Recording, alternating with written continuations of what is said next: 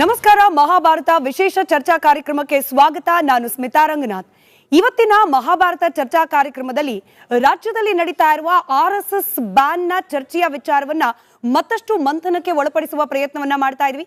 ಇವತ್ತಿನ ಮಹಾಭಾರತ ವಿಶೇಷ ಕಾರ್ಯಕ್ರಮದ ವಿಶೇಷ ಅತಿಥಿಗಳು ಹಿರಿಯ ಪ್ರಚಾರಕರು, ರಾಷ್ಟ್ರೀಯ ಸ್ವಯಂ ಸೇವಕ ಸಂಘ ಹಾಗೆ ಪ್ರಜ್ಞಾ ಪ್ರವಾಹದ ಅಖಿಲ ಭಾರತೀಯ ಸಹ ಸಂಯೋಜಕರು ಶ್ರೀ ರಘುನಂದನ್ ಜಿ ಅವರು. ನಮಸ್ಕಾರ, ಕಾರ್ಯಕ್ರಮಕ್ಕೆ ಸ್ವಾಗತ. ನಮಸ್ಕಾರ. ಹಾಗೆ ಎಂದಿನಂತೆ ಮಹಾಭಾರತ ಕಾರ್ಯಕ್ರಮದಲ್ಲಿ ನಮ್ಮ ಜೊತೆಯಲ್ಲಿ ಆಡಿಯನ್ಸ್ ಕೂಡ ಇದ್ದಾರೆ. ನಮಸ್ಕಾರ, ಎಲ್ಲರಿಗೂ ಕಾರ್ಯಕ್ರಮಕ್ಕೆ ಸ್ವಾಗತ. ಜಿ, ಅನೇಕ ಪ್ರಶ್ನೆಗಳು ಆರ್ಎಸ್ಎಸ್ ನ ಚಟುವಟಿಕೆ ಬ್ಯಾನ್ಗೆ ಸಂಬಂಧಪಟ್ಟಂತೆ ಈಗಿನ ದಿನಮಾನಗಳಲ್ಲಿ ನಡೀತಿರುವ ಚರ್ಚೆಗೆ ಸಂಬಂಧಪಟ್ಟಂತಿದೆ. ಅದೆಲ್ಲದಕ್ಕೆ ಹೋಗೋಕ್ ಮುಂಚೆ ನಿನ್ನೆ ಹಾಗೆ ಇವತ್ತಿನ ಟ್ರೆಂಡ್, ಬೈಠಕ್ ಬ್ಯಾನ್ ಮಾಡ್ತೀರಾ, ಹಾಗಾದ್ರೆ ನಮಾಜನ್ನ ಕೂಡ ಬ್ಯಾನ್ ಮಾಡಿ ಅನ್ನೋದು. ಅಂದ್ರೆ ಬೈಠಕ್ ವರ್ಸಸ್ ನಮಾಜ್ ಅನ್ನೋ ರೀತಿಯಲ್ಲಿ ಮಾಡ್ಬಿಟ್ರಲ್ಲ, ಇದೆರಡನ್ನ ಒಂದಕ್ಕೊಂದು ಹೋಲಿಕೆ ಮಾಡಿ ತರ್ಕ ಮಾಡೋದು, ಚರ್ಚೆ ಮಾಡೋದು ಸರಿಯಾ ಅಂತ ಹೇಳಿ. ಎಲ್ರಿಗೂ ದೀಪಾವಳಿಯ ಶುಭಾಶಯಗಳು.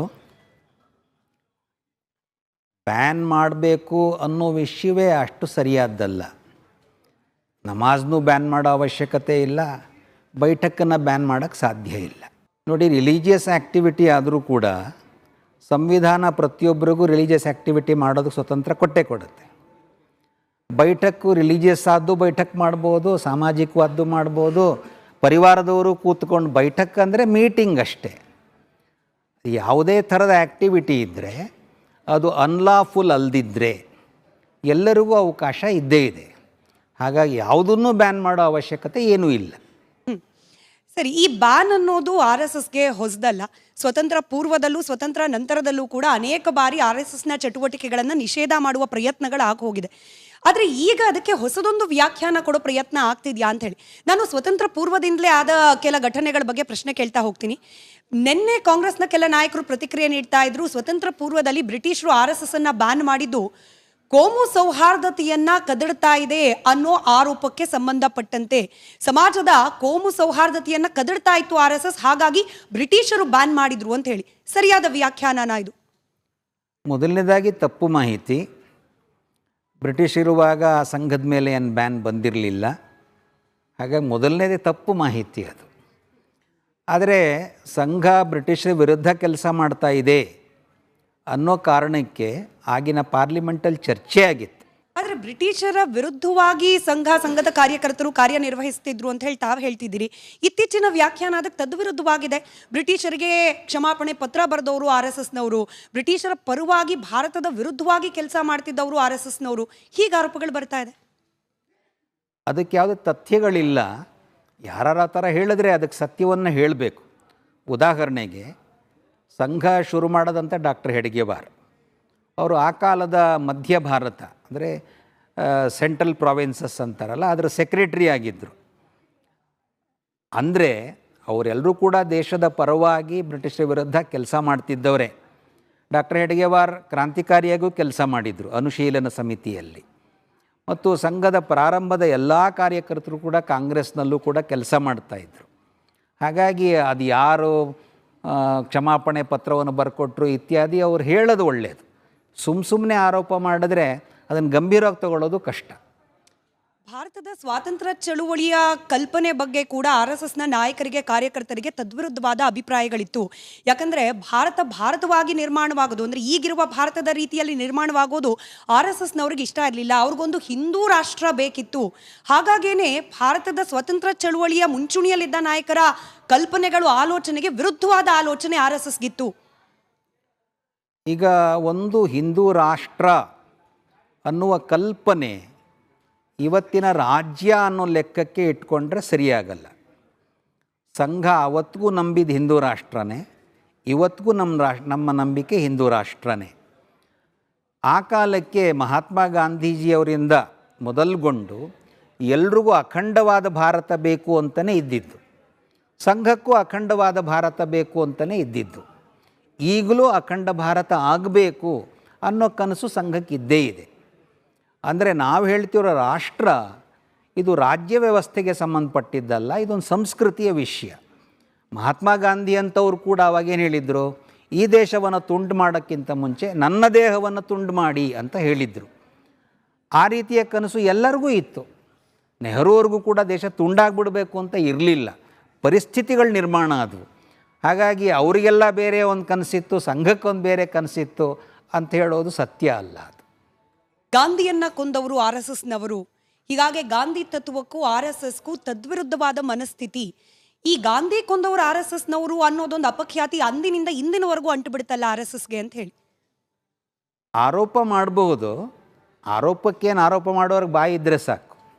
ಅದನ್ನು ಸಾಬೀತು ಮಾಡಬೇಕು ಅಂದರೆ ಅವ್ರ ಹತ್ರನೇ ಇತ್ತು.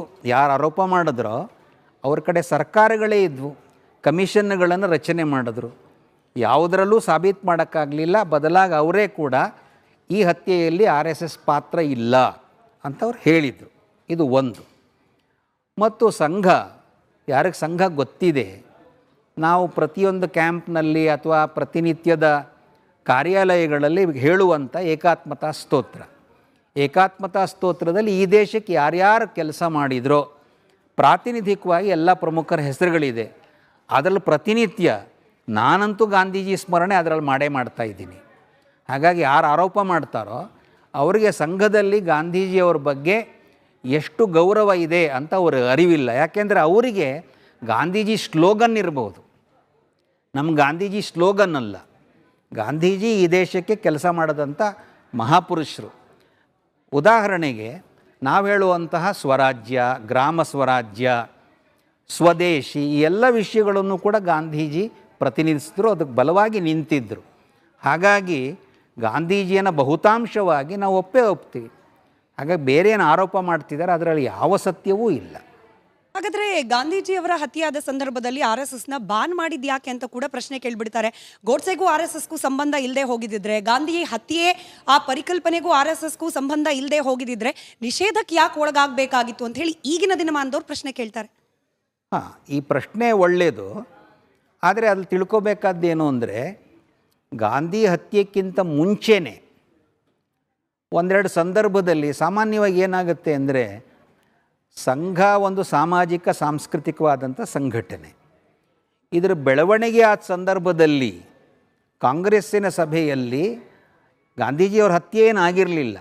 ಆಗಲೇ ಚರ್ಚೆ ಆಗಿತ್ತು, ಈ ಸಂಘ ಬೆಳಿಬಾರದು, ಇದನ್ನು ಬ್ಯಾನ್ ಮಾಡಬೇಕು ಅನ್ನೋ ಚರ್ಚೆಗಳಾಗಿದ್ವು.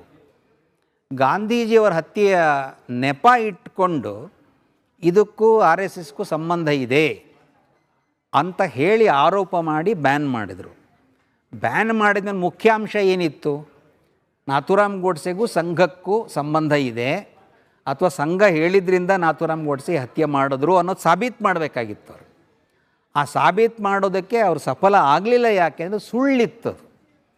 ಒಂದು ಸುಳ್ಳನ್ನು ಅವತ್ತು ಹೇಳಿದ್ರು, ಅವರ ಹತ್ರ ಎಲ್ಲ ಶಕ್ತಿಯನ್ನು ಹಾಕಿದ್ರು. ಏನಂತ? ಒಂದು ಸುಳ್ಳನ್ನು ಸಾಬೀತು ಮಾಡೋಕ್ಕೆ. ಅವ್ರ ಕಡೆ ಆಗಲಿಲ್ಲ. ಆಗಲಿಲ್ಲ ಮೇಲೆ ಬ್ಯಾನನ್ನು ತೆಗಿಬೇಕಾಗಿ ಬಂತು. ಆದರೆ ಪದೇ ಪದೇ ಹೇಳ್ತಾ ಇರೋ ಸಾಧ್ಯತೆಗಳಿರುತ್ತೆ, ಮತ್ತೆ ಹೇಳ್ತಿರ್ತಾರೆ. ಹೇಳೋರಿಗೆ ಅವ್ರಿಗೆ ನಿಯತ್ತಿಲ್ದಿದ್ದರೆ ಸುಳ್ಳನ್ನೇ ಮತ್ತೆ ಹೇಳ್ಬೋದು. ಸಂಘ ಈ ರೀತಿ ತೀರಾ ಕೆಳಮಟ್ಟಕ್ಕೆ ಇಳಿದು ನಾವು ಚರ್ಚೆಗೆ ಹೋಗದೇ ಇರೋದ್ರಿಂದ ಯಾರಿಗೆ ಹೇಳ್ತಾ ಇದ್ದಾರೋ ಅವರೇ ಸಾಬೀತು ಮಾಡಬೇಕು ಅಂತ ನನಗನ್ಸುತ್ತೆ. ಆದರೆ ಈಗಿನ ಭಾರತ ಅಂದರೆ ಸಂವಿಧಾನದಿಂದ ರಕ್ಷಿಸಲ್ಪಡ್ತಾ ಇರುವ ಭಾರತ ಎಂಬ ರಾಷ್ಟ್ರ, ಅದರ ಪರಿಕಲ್ಪನೆಗೆ ತದ್ವಿರುದ್ಧವಾಗಿ, ಅರ್ಥಾತ್ ಸಂವಿಧಾನಕ್ಕೆ ವಿರುದ್ಧವಾಗಿ ನಡ್ಕೊಳ್ತಾ ಇದೆ R S S. R S ಎಸ್ನವರು ಸಂವಿಧಾನದ ವಿರೋಧಿಗಳು, ಅವರಿಗೆ ಮನುಸ್ಮೃತಿಯೇ ಸಂವಿಧಾನ ಆಗಬೇಕು ಅನ್ನೋ ಆಲೋಚನೆ ಇದೆ. ಹೀಗೆ ಆರೋಪ ಮಾಡೋರಿಗೆ ಏನು ಉತ್ತರ? ಮೊದಲನೇದಾಗಿ ಯಾರು ಆರೋಪ ಮಾಡ್ತಾ ಇದ್ದಾರೋ ಅವರು ಸಂಘವನ್ನು ಒಳಗಿಂದ ನೋಡಿಲ್ಲ. ಎರಡನೇದು, ಮನುಸ್ಮೃತಿ ಅಂದರೆ ಏನು ಅಂತ ಅವ್ರ ಕಲ್ಪನೆಯೂ ಇಲ್ಲ. ಮನುಸ್ಮೃತಿ ಈಗ ಕಲಿಯುಗಕ್ಕೆ ಒದಗುವ ಸ್ಮೃತಿಯೇ ಅಲ್ಲ ಮೊದಲನೇದಾಗಿ. ಎರಡನೇದಾಗಿ, ದೇಶ ನಡೆಯೋದು ಈಗಿನ ಸ್ಮೃತಿ ಯಾವುದು ಅಂದರೆ ಸಂವಿಧಾನನೇ ಈಗಿನ ಸ್ಮೃತಿ. ಹಾಗಾಗಿ ಸಂವಿಧಾನದ ಹೊರತುಪಡಿಸಿ ಇನ್ಯಾವ ಸ್ಮೃತಿಗೂ ಈಗ ಯಾವುದು ವಿಶೇಷವಾದಂತಹ ನಾವು ಅದಕ್ಕೆ ಮಹತ್ವ ಕೊಡೋ ಅವಶ್ಯಕತೆಯೇ ಇಲ್ಲ. ಹಾಗಾಗಿ ಸಂಘ ಏನೋ ಮನುಸ್ಮೃತಿಯಂತೆ ದೇಶ ನಡೆಸಬೇಕು ಅಂತ ಹೇಳ್ತಾ ಇದೆ ಅನ್ನೋ ಆರೋಪಕ್ಕೂ ಯಾವ ಆಧಾರವೂ ಇಲ್ಲ. ಮತ್ತು ಸಂಘ ಇವತ್ತಿನವರೆಗೂ ಸಂವಿಧಾನ ವಿರುದ್ಧವಾದಂಥ ಯಾವ ಚಟುವಟಿಕೆಯನ್ನು ಮಾಡಿಲ್ಲ, ನಮಗದ್ರಲ್ಲಿ ವಿಶ್ವಾಸವೂ ಇಲ್ಲ. ಸಂಘ ಇವತ್ತಿನ ಎಲ್ಲ ಕಾನೂನು ನಿಯಮಗಳು ಅದರ ಅಂತರ್ಗತವಾಗಿಯೇ ಇದೆ. ಯಾವ ನಿಯಮವನ್ನು ಇವತ್ತಿನವರೆಗೂ ಸಂಘ ಉಲ್ಲಂಘನೆ ಮಾಡಿಲ್ಲ ಮತ್ತು ಮಾಡಲ್ಲ. ಕ್ಲೀಶೆ ಪ್ರಶ್ನೆ ಆದರೆ ಪದೇ ಪದೇ ಚರ್ಚೆಗೆ ಬರ್ತಲೇ ಇರುತ್ತೆ, ಹಾಗಾಗಿ ಅನಿವಾರ್ಯ ಕೇಳೋದು. ನೀವು ಹೇಳ್ತೀರಿ ದೇಶಕ್ಕೆ ಸಂವಿಧಾನಕ್ಕೆ ವಿರುದ್ಧವಾದ ಯಾವುದೇ ಚಟುವಟಿಕೆಯನ್ನು RSS ಮಾಡೋದಿಲ್ಲ ಅಂತ ಹೇಳಿ. ಆದರೆ ಸಂಘದ ಸದಸ್ಯರು ರಾಷ್ಟ್ರಗೀತೆಯನ್ನು ಒಪ್ಪೋದಿಲ್ಲ, ರಾಷ್ಟ್ರಧ್ವಜವನ್ನು ಹಾರಾಟ ಮಾಡೋದನ್ನು ಬಲವಂತವಾಗಿ ಎಷ್ಟೋ ವರ್ಷಗಳ ನಂತರದಲ್ಲಿ ಪ್ರಾರಂಭ ಮಾಡಿದ್ರು. ಹೀಗೊಂದು ಅಪವಾದ ಇದೆ. ಇದೆಲ್ಲವೂ ಕೂಡ ಭಾರತದ ಸಂವಿಧಾನದ ಅಡಿಯಲ್ಲಿರುವ ನಿಯಮಗಳಿಗೆ ವಿರುದ್ಧವಾಗಿ ನಿಲ್ಲೋದಿಲ್ವಾ ಅಂತ. ಸಂಘದ ಸ್ವಯಂ ಸೇವಕರು ಯಾವಾಗ ರಾಷ್ಟ್ರಗೀತೆ ಹಾಡಲಿಲ್ಲ ಅಂತ ಯಾರು ಹೇಳಬೇಕು. ಏಕೆಂದರೆ ನಾನು ಯಾವಾಗಲಿಂದ ಸ್ವಯಂ ಸೇವಕನ ಅವಾಗಿಂದ ಹಾಡ್ಕೊಂಡೇ ಬಂದಿದ್ದೀವಿ. ಸಂಘದ ಸ್ವಯಂ ಸೇವಕ ಏನೋ ಬೇರೆ ಗ್ರಹದಿಂದ ಬಂದವನಲ್ಲ, ಅವನು ಇದೇ ದೇಶದಲ್ಲೇ ಹುಟ್ಟಿದವನು. ಎಲ್ಲರೂ ಹೇಗೆ ರಾಷ್ಟ್ರಗೀತೆಯನ್ನು ರಾಷ್ಟ್ರಧ್ವಜವನ್ನು ಗೌರವಿಸ್ತಾರೆ ಹಾಗೆ ಗೌರವಿಸ್ಕೊಂಡು ಬಂದಿದ್ದೀವಿ. ಪ್ರಶ್ನೆ ನೀವು ಪ್ರಾಯಶಃ ಮುಂದೆ ಕೇಳ್ಬೋದು, ನಾನು ಈಗಲೇ ಅನ್ಕೋತಾ ಇದ್ದೀನಿ, ಸಂಘದ ಕಾರ್ಯಾಲಯಗಳಲ್ಲಿ ರಾಷ್ಟ್ರಧ್ವಜ ಯಾಕೆ ಹಾರಾಡಿಸಲ್ಲ ಅನ್ನೋ ವಿಷಯ ಪ್ರಾಯಶಃ ಇದ್ದಿರಬಹುದು. ನಮಗೆ ಮೊದಲು ನಿಮಗೆ ಗೊತ್ತಿರಬಹುದು, ಕೆಲವಷ್ಟು ವರ್ಷಗಳ ಹಿಂದೆ ರಾಷ್ಟ್ರಧ್ವಜವನ್ನು ಹಾರಾಡಿಸೋದಕ್ಕೆ ನಿಯಮಗಳೇ ಇತ್ತು. ಪ್ರೈವೇಟ್ ಜಾಗದಲ್ಲಿ ಹಾರಾಡಿಸ್ಬಾರ್ದು, ಮನೆಗಳ ಮೇಲೆ ಹಾರಾಡಿಸ್ಬಾರ್ದು ಅನ್ನೋ ನಿಯಮನೂ ಇತ್ತು. ಹಾಗಾಗಿ ನಮ್ಮ ಯಾವುದೇ ಮನೆಯಲ್ಲಾಗಲಿ ದೇವಸ್ಥಾನದಲ್ಲಾಗಲಿ ಸಂಘದ ಕಾರ್ಯಾಲಯ ಒಂದು ಮನೆ ಇದ್ದಂಗೆ ಅಷ್ಟೇ ಅದು. ಹಾಗಾಗಿ ಹಾರಿಸ್ತಾ ಇರಲಿಲ್ಲ. ಆದರೆ ಈ ಆಕ್ಷೇಪ ಅನ್ನೋ ವಿಷಯ ಬಂದಾಗ ಹಾರಾಡ್ಸೋಕ್ಕೆ ನಮ್ಗೆ ಯಾವುದೇ ತೊಂದರೆ ಇಲ್ಲ. ಅತ್ಯಂತ ಗೌರವದಿಂದ ಪ್ರಾಯಶಃ ಕಳೆದ 20 ವರ್ಷಕ್ಕಿಂತ ಹೆಚ್ಚು ಕಾಲದಿಂದ ನಮ್ಮ ಎಲ್ಲ ಪ್ರಮುಖ ಕಾರ್ಯಾಲಯಗಳಲ್ಲಿ ರಾಷ್ಟ್ರಧ್ವಜ ಹಾರಾಡಿಸ್ತಾನೇ ಇದ್ದೀವಿ. ಹಾಗಾಗಿ ಈ ಆರೋಪಕ್ಕೂ ಯಾವುದೇ ಸತ್ಯದ ಆಧಾರ ಇಲ್ಲ. ಆದರೆ ಹಿಂಗೊಂದು ಆಯ್ಕೆಯ ಪ್ರಶ್ನೆ ಬರಲೇಬಾರದು, ಬಟ್ ತರ್ಕಕ್ಕೆ ಒಳಪಡ್ತಿರೋದ್ರಿಂದ ನಾನು ಕೇಳ್ತಾ ಇದ್ದೀನಿ. ರಾಷ್ಟ್ರಧ್ವಜವ ಭಗವಧ್ವಜವ ಅಂತ ಕೇಳಿದಾಗ RSSನವರು ರಾಷ್ಟ್ರಧ್ವಜಕ್ಕಿಂತ ಹೆಚ್ಚಿನ ಪ್ರಿಯಾರಿಟಿಯನ್ನು, ಪ್ರಾಶಸ್ತ್ಯವನ್ನು ಭಗವಧ್ವಜಕ್ಕೆ ಕೊಡ್ತಾರೆ, ಹೀಗೊಂದು ಚರ್ಚೆ ಇದೆ. ಇದು ಎರಡನ್ನೂ ಕೂಡ ನಮಗೀಗ ಒಂಥರ ಒಂದು ವಿಚಿತ್ರವಾದಂಥ ವಿಷಯ ಎಲ್ಲದಕ್ಕೂ ಬರ್ತಾ ಇದೆ. ಅದರ ವಿರುದ್ಧ ಇದಕ್ಕಿಂತ ಅದು ದೊಡ್ಡದ, ಈ ಚರ್ಚೆಯಿಂದ ಹೊರಗೆ ಬರೋದು ಒಳ್ಳೆಯದು. ಎಲ್ಲಕ್ಕೂ ಅದರದ ಸ್ಥಾನ ಇರುತ್ತೆ. ಅವ್ರ ಸಮ್ಮೇಳನದಲ್ಲಿ ಪಕ್ಷಧ್ವಜ ಹಾರಿಸ್ತಾರಾ, ತಿರಂಗ ಧ್ವಜ ಹಾರಿಸ್ತಾರಾ? ಅವ್ರ ಪಕ್ಷದ ಸಮ್ಮೇಳನದಲ್ಲಿ ಪಕ್ಷಧ್ವಜ ಹಾರಿಸ್ತಾರೆ. ರಾಷ್ಟ್ರೀಯ ಸ್ವಯಂ ಸೇವಕ ಸಂಘ ತನ್ನ ಶಾಖೆ, ಅದರಲ್ಲಿ ನಾವು ಗುರು ಅಂತ ಸ್ವೀಕಾರ ಮಾಡಿರೋ ಭಗವಧ್ವಜ, ಅದನ್ನೇ ಹಾರಿಸ್ತೀವಿ. ಅದರಲ್ಲಿ ಯಾವ ಪ್ರಶ್ನೆಯೂ ಇಲ್ಲ, ಗೊಂದಲವೂ ಇಲ್ಲ. ಇದರರ್ಥ ನಮಗೇನು ರಾಷ್ಟ್ರಧ್ವಜದಿಂದ ಆಕ್ಷೇಪ ಇದೆಯಾ? ಬಿಲ್ಕುಲ್ ಇಲ್ಲ. ರಾಷ್ಟ್ರಧ್ವಜ ಗೌರವ ಸಲ್ಲಿಸ್ತೀವಿ? ಬಿಲ್ಕುಲ್ ಸಲ್ಲಿಸ್ತೀವಿ. ಈ ಎರಡು ವಿಷಯನೇ ಬೇರೆ ಇದೆ ಅಂತ ನನಗನ್ಸುತ್ತೆ. ನೀವು ಸಂವಿಧಾನದ ಎಲ್ಲ ನಿಯಮಗಳನ್ನು ಪಾಲನೆ ಮಾಡಲಿಕ್ಕೆ ಸಂಘ ಕಟಿಬದ್ಧ ಅಂತ ಹೇಳ್ತಿದ್ರಿ. ಆದರೆ ಸಂವಿಧಾನವೇ ಹೇಳುತ್ತೆ ಕೆಲವೊಂದಷ್ಟು ಸಂಘ ಸಂಘಟನೆಗಳು ಅಂತ ಹೇಳಿ ನಿರ್ಮಾಣ ಆದಾಗ ಅದಕ್ಕೊಂದು ನೋಂದಣಿ ಅನ್ನೋದು ಕಡ್ಡಾಯ ಅಂತ. ಬಟ್ RSS ಇದುವರೆಗೂ ಕೂಡ ನೋಂದಣಿ ಆಗಿಲ್ಲ ಅನ್ನೋದೇ ದೊಡ್ಡ ಅಪವಾದ ಆಗಿದೆ ಈಗ. ಇದು ಸರಿಯಾದ ಒಳ್ಳೆಯ ಪ್ರಶ್ನೆ. ನೋಂದಣಿ ಆಗಿಲ್ಲ, ಮಾಡಿಸಲ್ಲ. ಯಾಕೆ ಅಂದರೆ ನಮ್ಮ ಸಂಸ್ಥೆ ಅಲ್ಲ ಇದು ಸಂಘಟನೆ. ಇಲ್ಲಿ ಸಂಸ್ಥೆಗಳು ಬೇಕಷ್ಟಿದೆ. ಉದಾಹರಣೆಗೆ ಬೆಂಗಳೂರಿನಲ್ಲೇ ಕೇಶವ ಕೃಪಾ ಅಂತ ಕಾರ್ಯಾಲಯ ಇದೆ. ಇದು ಒಂದು ಸಂಸ್ಥೆ, ಅದರ ನೋಂದಣಿ ಆಗಿದೆ. ಇಡೀ ಭಾರತದಲ್ಲಿ ಯಾವ್ಯಾವ ಸಂಸ್ಥೆಗಳಿದೆಯೋ ಅದೆಲ್ಲ ನೋಂದಣಿ ಆಗಿದೆ. ಉದಾಹರಣೆಗೆ ಸಂಘದ್ದೇ ಒಂದು ಸೇವಾ ಪ್ರಕಲ್ಪ ರಾಷ್ಟ್ರೋತ್ಥಾನ ಪರಿಷತ್ತಿದೆ, ಅದು ನೋಂದಣಿಯಾಗಿದೆ. ಅಂದರೆ ಯಾವುದೇ ಹಣಕಾಸಿನ ವ್ಯವಹಾರ ಎಲ್ಲ ನೋಂದಾಯಿತ ಸಂಸ್ಥೆಗಳ ಮೂಲಕ ನಡೆಯುತ್ತೆ. ರಾಷ್ಟ್ರೀಯ ಸ್ವಯಂ ಸೇವಕ ಸಂಘ ಇದು ಜನರನ್ನು ಕೂಡಿಸೋ ಸಂಘಟನೆ ಹೊರತು ಸಂಸ್ಥೆ ಅಲ್ಲ. ಹಾಗಾಗಿ ಸಂಸ್ಥೆ ಅಲ್ಲದಿಂದ ರಿಜಿಸ್ಟ್ರೇಷನ್ ಇಲ್ಲ ಅಷ್ಟೆ. ಆದರೆ ಎಲ್ಲ ಚಟುವಟಿಕೆಗಳು ಟ್ರಾನ್ಸ್ಪರೆಂಟಾಗಿ ನಡೆಯುತ್ತೆ. ದೇಶ ಕಾಯೋಕ್ಕೋಸ್ಕರ ನಮ್ಮದೇ ಆದ ಸೈನಿಕರ ಪಡೆ ಇದೆ, ಹಾಗೆ ಲೋಕಲಿ ಹೇಳೋದಾದರೆ ಸ್ಥಳೀಯವಾಗಿ ಪೊಲೀಸರ ಪಡೆ ಇದೆ. ಇದನ್ನು ಮೀರಿ RSSನ ಕಾರ್ಯಕರ್ತರು ಅಥವಾ ನಾಯಕರು ದೇಶವನ್ನು ಕಾಯುವ ಹೊಣೆಗಾರಿಕೆ ಇವರು ಕೊಟ್ಟೋರು ಯಾರು? ಈ ಜವಾಬ್ದಾರಿಯನ್ನು ತಮಗೆ ತಾವೇ ಊಹಿಸ್ಕೊಳ್ತಿದ್ದಾರಾ? ಹೀಗೊಂದು ಪ್ರಶ್ನೆ ಬರುತ್ತೆ. ಅದು ಸರಿ ಇದೆ. ನಮಗೆ ಅತ್ಯಂತ ಗೌರವ ಇದೆ ಮತ್ತು ಪ್ರಾಣವನ್ನು ಪಣವಾಗಿಟ್ಟು ಹೋರಾಟ ಮಾಡುವವರು ಸೈನಿಕರು ಮತ್ತು ಸ್ಥಾನೀಯವಾಗಿ ಲಾ ಆ್ಯಂಡ್ ಆರ್ಡರನ್ನ ಕಾಪಾಡುವವರು ಪೊಲೀಸರು. ಅದು ಅವ್ರದ್ದೇ ಕೆಲಸ. ನಾವು ಅವ್ರ ಬದಲಿಗೆ ಅರೆ ಸೈನಿಕ ದಳವನ್ನು ತಯಾರು ಮಾಡೋದು ರಾಷ್ಟ್ರೀಯ ಸ್ವಯಂ ಸೇವಕ ಸಂಘದ ಕೆಲಸ ಅಲ್ಲ ಇದು. ಅದಕ್ಕೆ ಸಂಘದ ಮೂಲಭೂತ ಚಟುವಟಿಕೆ ಏನು ಅಂದರೆ ವ್ಯಕ್ತಿ ನಿರ್ಮಾಣ, ವ್ಯಕ್ತಿಗಳಲ್ಲಿ ದೇಶಭಕ್ತಿ, ವ್ಯಕ್ತಿಗಳಲ್ಲಿ ಶಿಸ್ತು, ಇದನ್ನು ತರುವ ಕೆಲಸ ಮಾಡಬೇಕು ಅನ್ನೋಕ್ಕೋಸ್ಕರ ಹುಟ್ಟಿರೋದು. ಇದು ಪೊಲೀಸಿಗೆ ಬದಲಿನೂ ಅಲ್ಲ, ಸೈನ್ಯಕ್ಕೆ ಬದಲಿನೂ ಅಲ್ಲ. ಆ ಕೆಲಸ ಅವರೇ ಮಾಡಬೇಕು. ಶಸ್ತ್ರಾಸ್ತ್ರ ತಗೊಂಡು ಹೋರಾಟ ಮಾಡುವ, ಉಳಿಸುವ ಕೆಲಸ ಅವ್ರು ಮಾಡಬೇಕು. ಹಾಗಾಗಿ ಸಂಘ ಈ ಶಸ್ತ್ರಾಸ್ತ್ರವನ್ನು ಕೈಗೆತ್ತಿಕೊಳ್ಳಲ್ಲ. ಮತ್ತು ನಮ್ಮ ಕೆಲಸನೇ ವ್ಯಕ್ತಿಗಳಲ್ಲಿ ದೇಶಭಕ್ತಿ, ಶಿಸ್ತು ಇತ್ಯಾದಿ ದೇಶಕ್ಕೋಸ್ಕರ ಕೆಲಸ ಮಾಡಬೇಕು, ಏನೇನು ಬೇಕೋ ಅದನ್ನು ಮಾಡಬೇಕು ಅನ್ನೋದೇ ಸಂಘದ ಕೆಲಸ. ಆದರೆ ಸ್ವಯಂ ಸೇವಕ ಕೈಯಲ್ಲಿ ಹಿಡಿಯುವಂತಹ ದಂಡ, ಇವರೆಲ್ಲ ಕರೆಯೋ ಥರದಲ್ಲಿ ದೊಣ್ಣೆ, ಅದು ಕೂಡ ಮಾರಕಾಸ್ತ್ರದ ಥರದಲ್ಲಿ ರಾಜಕಾರಣಿಗಳ ಕಣ್ಣಿಗೆ ಕಾಣ್ತಾ ಇದೆ. ಇವತ್ತು ಬಿ ಕೆ ಹರಿಪ್ರಸಾದ್ರು, ನಂಗೆ ಗೊತ್ತಿಲ್ಲ ಪೊಲಿಟಿಕಲ್ ಸ್ಟೇಟ್ಮೆಂಟಿಗೆ ನೀವು ಉತ್ತರ ಕೊಡ್ತಿರೋ ಇಲ್ಲೋ, ಬಟ್ ಇದು ಚರ್ಚೆಗೆ ಒಳಪಟ್ಟಿರೋದ್ರಿಂದ ಇದಕ್ಕೆ ಉತ್ತರ ಬೇಕು ಅಂತ ಹೇಳಿ ನಾನು ಪ್ರಶ್ನೆ ಕೇಳ್ತಿದ್ದೀನಿ. ಈ ದೊಣ್ಣೆಯನ್ನು ಕೈಯಲ್ಲಿ ಹಿಡಿಯೋರು ಒಂದಾ ಯುದ್ಧಕ್ಕೆ ನಿಂತವರು ಅಥವಾ ಯಾರ ಮೇಲಾದರೂ ಪ್ರಹಾರ ಮಾಡ್ಲಿಕ್ಕೆ ಹೊರಟವರು, ಅದಲ್ಲದೆ ಹೋದರೆ ಹಳ್ಳಿ ಕಡೆ ದನ ಎಮ್ಮೆಯನ್ನು ಓಡಿಸೋರು. ಹಾಗಾದರೆ ಸ್ವಯಂ ಸೇವಕರು ದೊಣ್ಣೆ ಹಿಡಿದಿರೋದು ಯಾರ ಮೇಲಾದರೂ ಪ್ರಹಾರ ಮಾಡ್ಲಿಕ್ಕೆ ಅಥವಾ ಎಮ್ಮೆ ದನ ಓಡಿಸ್ಲಿಕ್ಕ ಅಂತ ಪ್ರಶ್ನೆ ಕೇಳ್ತಾರೆ. ಎಮ್ಮೆ ದನ ಕಾಯೋದು ನಮಗೇನು ಅದರಲ್ಲಿ ಅವಮಾನದ ವಿಷಯ ಇಲ್ಲ. ಅವ್ರ ಪಾಪ ಓಡಿಸೋದು ಒಂದಿರ್ಬೋದು. ನಮಗೆ ದನ ಕಾಯೋದ್ರ ಬಗ್ಗೆ ತುಂಬ ಗೌರವ ಇದೆ. ದನ ಕಾಯುವವರು ಅನ್ನೋರು ಶ್ರೀಕೃಷ್ಣನೇ ದನ ಕಾಯುವವನು ಅಂತ ಅಂದ್ಕೊಂಡ್ರೆ ಆ ಪಾತ್ರವನ್ನು ಸ್ವಯಂ ಸೇವಕ ಮಾಡೋಕ್ಕೆ ನಮಗೆ ತುಂಬ ಹರ್ಷ ಇದೆ. ಆದರೆ ದಂಡ ನಮ್ಮ ಆತ್ಮವಿಶ್ವಾಸ ಬೆಳೆಸೋದಕ್ಕಷ್ಟೇ ನಾವು ಇಟ್ಕೊಂಡಿರೋದೇ ಹೊರತು ದಂಡ ಯಾರಿಗೂ ಹೊಡೆಯೋಕ್ಕೂ ಅಂತಲೂ ನಾವು ಯೋಚನೆ ಮಾಡೇ ಇಲ್ಲ. ನಮ್ಮಲ್ಲಿ ದಂಡದ ಯಾವುದು ಪ್ರಯೋಗ ಇದೆ, ದಂಡವನ್ನೇನು ಕಲಿಸ್ತೀವಿ ಅದರೊಳಗಡೆ ಆತ್ಮವಿಶ್ವಾಸ ಹೆಚ್ಚಿಸುವ ಸಲುವಾಗಿ ಅನ್ನುವಕ್ಕೋಸ್ಕರ ಇರೋದ್ರಿಂದ ಯಾರು ಹೊಡೆಯೋಕ್ಕೋಸ್ಕರ ಆ ದಂಡ ಇಲ್ಲ. ಇದೊಂದು ಮಾರಕಾಸ್ತ್ರದ ರೀತಿಯಲ್ಲಿ ಯಾರಿಗಾದ್ರೂ ಯಾಕೆ ಕಾಣಬೇಕು ಅಂತ ಹೇಳಿ, ಈಗ ದಂಡ ಇಟ್ಕೊಂಡು ಪಥಸಂಚಲನ ಮಾಡೋದನ್ನೇ ನಾಳೆ ದಿನ ಇನ್ಯಾರೋ ತಲ್ವಾರ್ ಇಟ್ಕೊಂಡು ನಾವು ಕೂಡ ಮೆರವಣಿಗೆ ಮಾಡ್ತೀವಿ ಅಂಥವ್ರಿಗೂ ಅನುಮತಿ ಕೊಡಬೇಕಾಗತ್ತೆ ಅಂತ ಹೇಳಿ ಸರ್ಕಾರದ ಸಚಿವರು ಹೋಲಿಕೆ ಮಾಡಿ ಮಾತನಾಡ್ತಿದ್ದಾರೆ. ಅಲ್ಲ, ಸರ್ಕಾರ ಅದನ್ನು ಯೋಚನೆ ಮಾಡಲಿ, ಯಾರಿಗೆ ಕೊಡಬೇಕು ಯಾರಿಗೆ ಕೊಡಬಾರ್ದು ಅನ್ನೋ ಸರ್ಕಾರ ಕೈಯಲ್ಲಿದೆ ಅದು. ಮತ್ತು ಮಾರಕಾಸ್ತ್ರ ಅಂತಿದೆಯಲ್ಲ, ಅದು ಮುಖ್ಯವಾಗಿ ಅಸ್ತ್ರಕ್ಕಿಂತ ಉದ್ದೇಶ ಬಹಳ ಮುಖ್ಯ. ನೀವು ಯಾವುದನ್ನೇ ಇಟ್ಕೊಂಡ್ರೆ ಉದ್ದೇಶ ಏನಕ್ಕೆ ಉಪಯೋಗಿಸ್ತಾ ಇದ್ದೀರಿ ಅನ್ನೋದು ಮುಖ್ಯ. ಹಾಗಾಗಿ ಮಾರಕ ಆಗುವುದು ಯಾವಾಗ? ಒಬ್ಬ ವ್ಯಕ್ತಿನೇ ಮಾರಕವಾಗ್ಬೋದು, ಯಾವಾಗ ಅವನ ಉದ್ದೇಶ ಸರಿ ಇಲ್ಲದಿದ್ದರೆ. ಹಾಗಾಗಿ ಉದ್ದೇಶವನ್ನು ಕೂಡ ಗಮನಿಸಬೇಕಾಗತ್ತೆ ಅನಿಸುತ್ತೆ ನನಗೆ. ಈಗ ಸಂವಿಧಾನ ಅನುಮತಿ ಅದೇ ಸರಣಿಯಲ್ಲಿ ಮತ್ತೊಂದು ಪ್ರಶ್ನೆ ಏನು ಅಂತಂದರೆ, ಈಗ ಯಾವುದೋ ಸರ್ಕಾರಿ ಜಾಗವೋ ಅಥವಾ ಅನುದಾನಿತ ಶಾಲೆಗಳ ಮೈದಾನವೋ ಇದನ್ನು ಬಳಕೆ ಮಾಡ್ಕೊಳ್ಬೇಕು ಅಂತಂದರೆ ಎಂಥವ್ರಿಗಾದರೂ ಕೂಡ ಅಲ್ಲೊಂದು ಅನುಮತಿಯನ್ನು ಪಡ್ಕೊಳ್ಳೋದು ಕಡ್ಡಾಯ. ಇದನ್ನು ಕೂಡ ನಾವು ಪಡ್ಕೊಳ್ಳೋದಿಲ್ಲ, ನಮಗೆ ಮನಸ್ಸಿಗೆ ಬಂದಾಗ ನಾವು ಬೈಠಕ್ ಮಾಡ್ತೀವಿ, ಮನಸ್ಸಿಗೆ ಬಂದಾಗ ನಾವು ಅಲ್ಲೊಂದು ಮೀಟಿಂಗ್ ಮಾಡ್ತೀವಿ ಅಂತ ಹೇಳಿ RSS ಕೂಡ ಹೇಳೋ ಹಾಗಿಲ್ಲ, ಬೇರೆ ಯಾವುದೇ ಸಂಘಟನೆಗಳಾಗಲಿ ಹೇಳೋ ಹಾಗಿಲ್ಲ, ಹೀಗೆ ವಾದ ನಡೀತಾ ಇದೆ.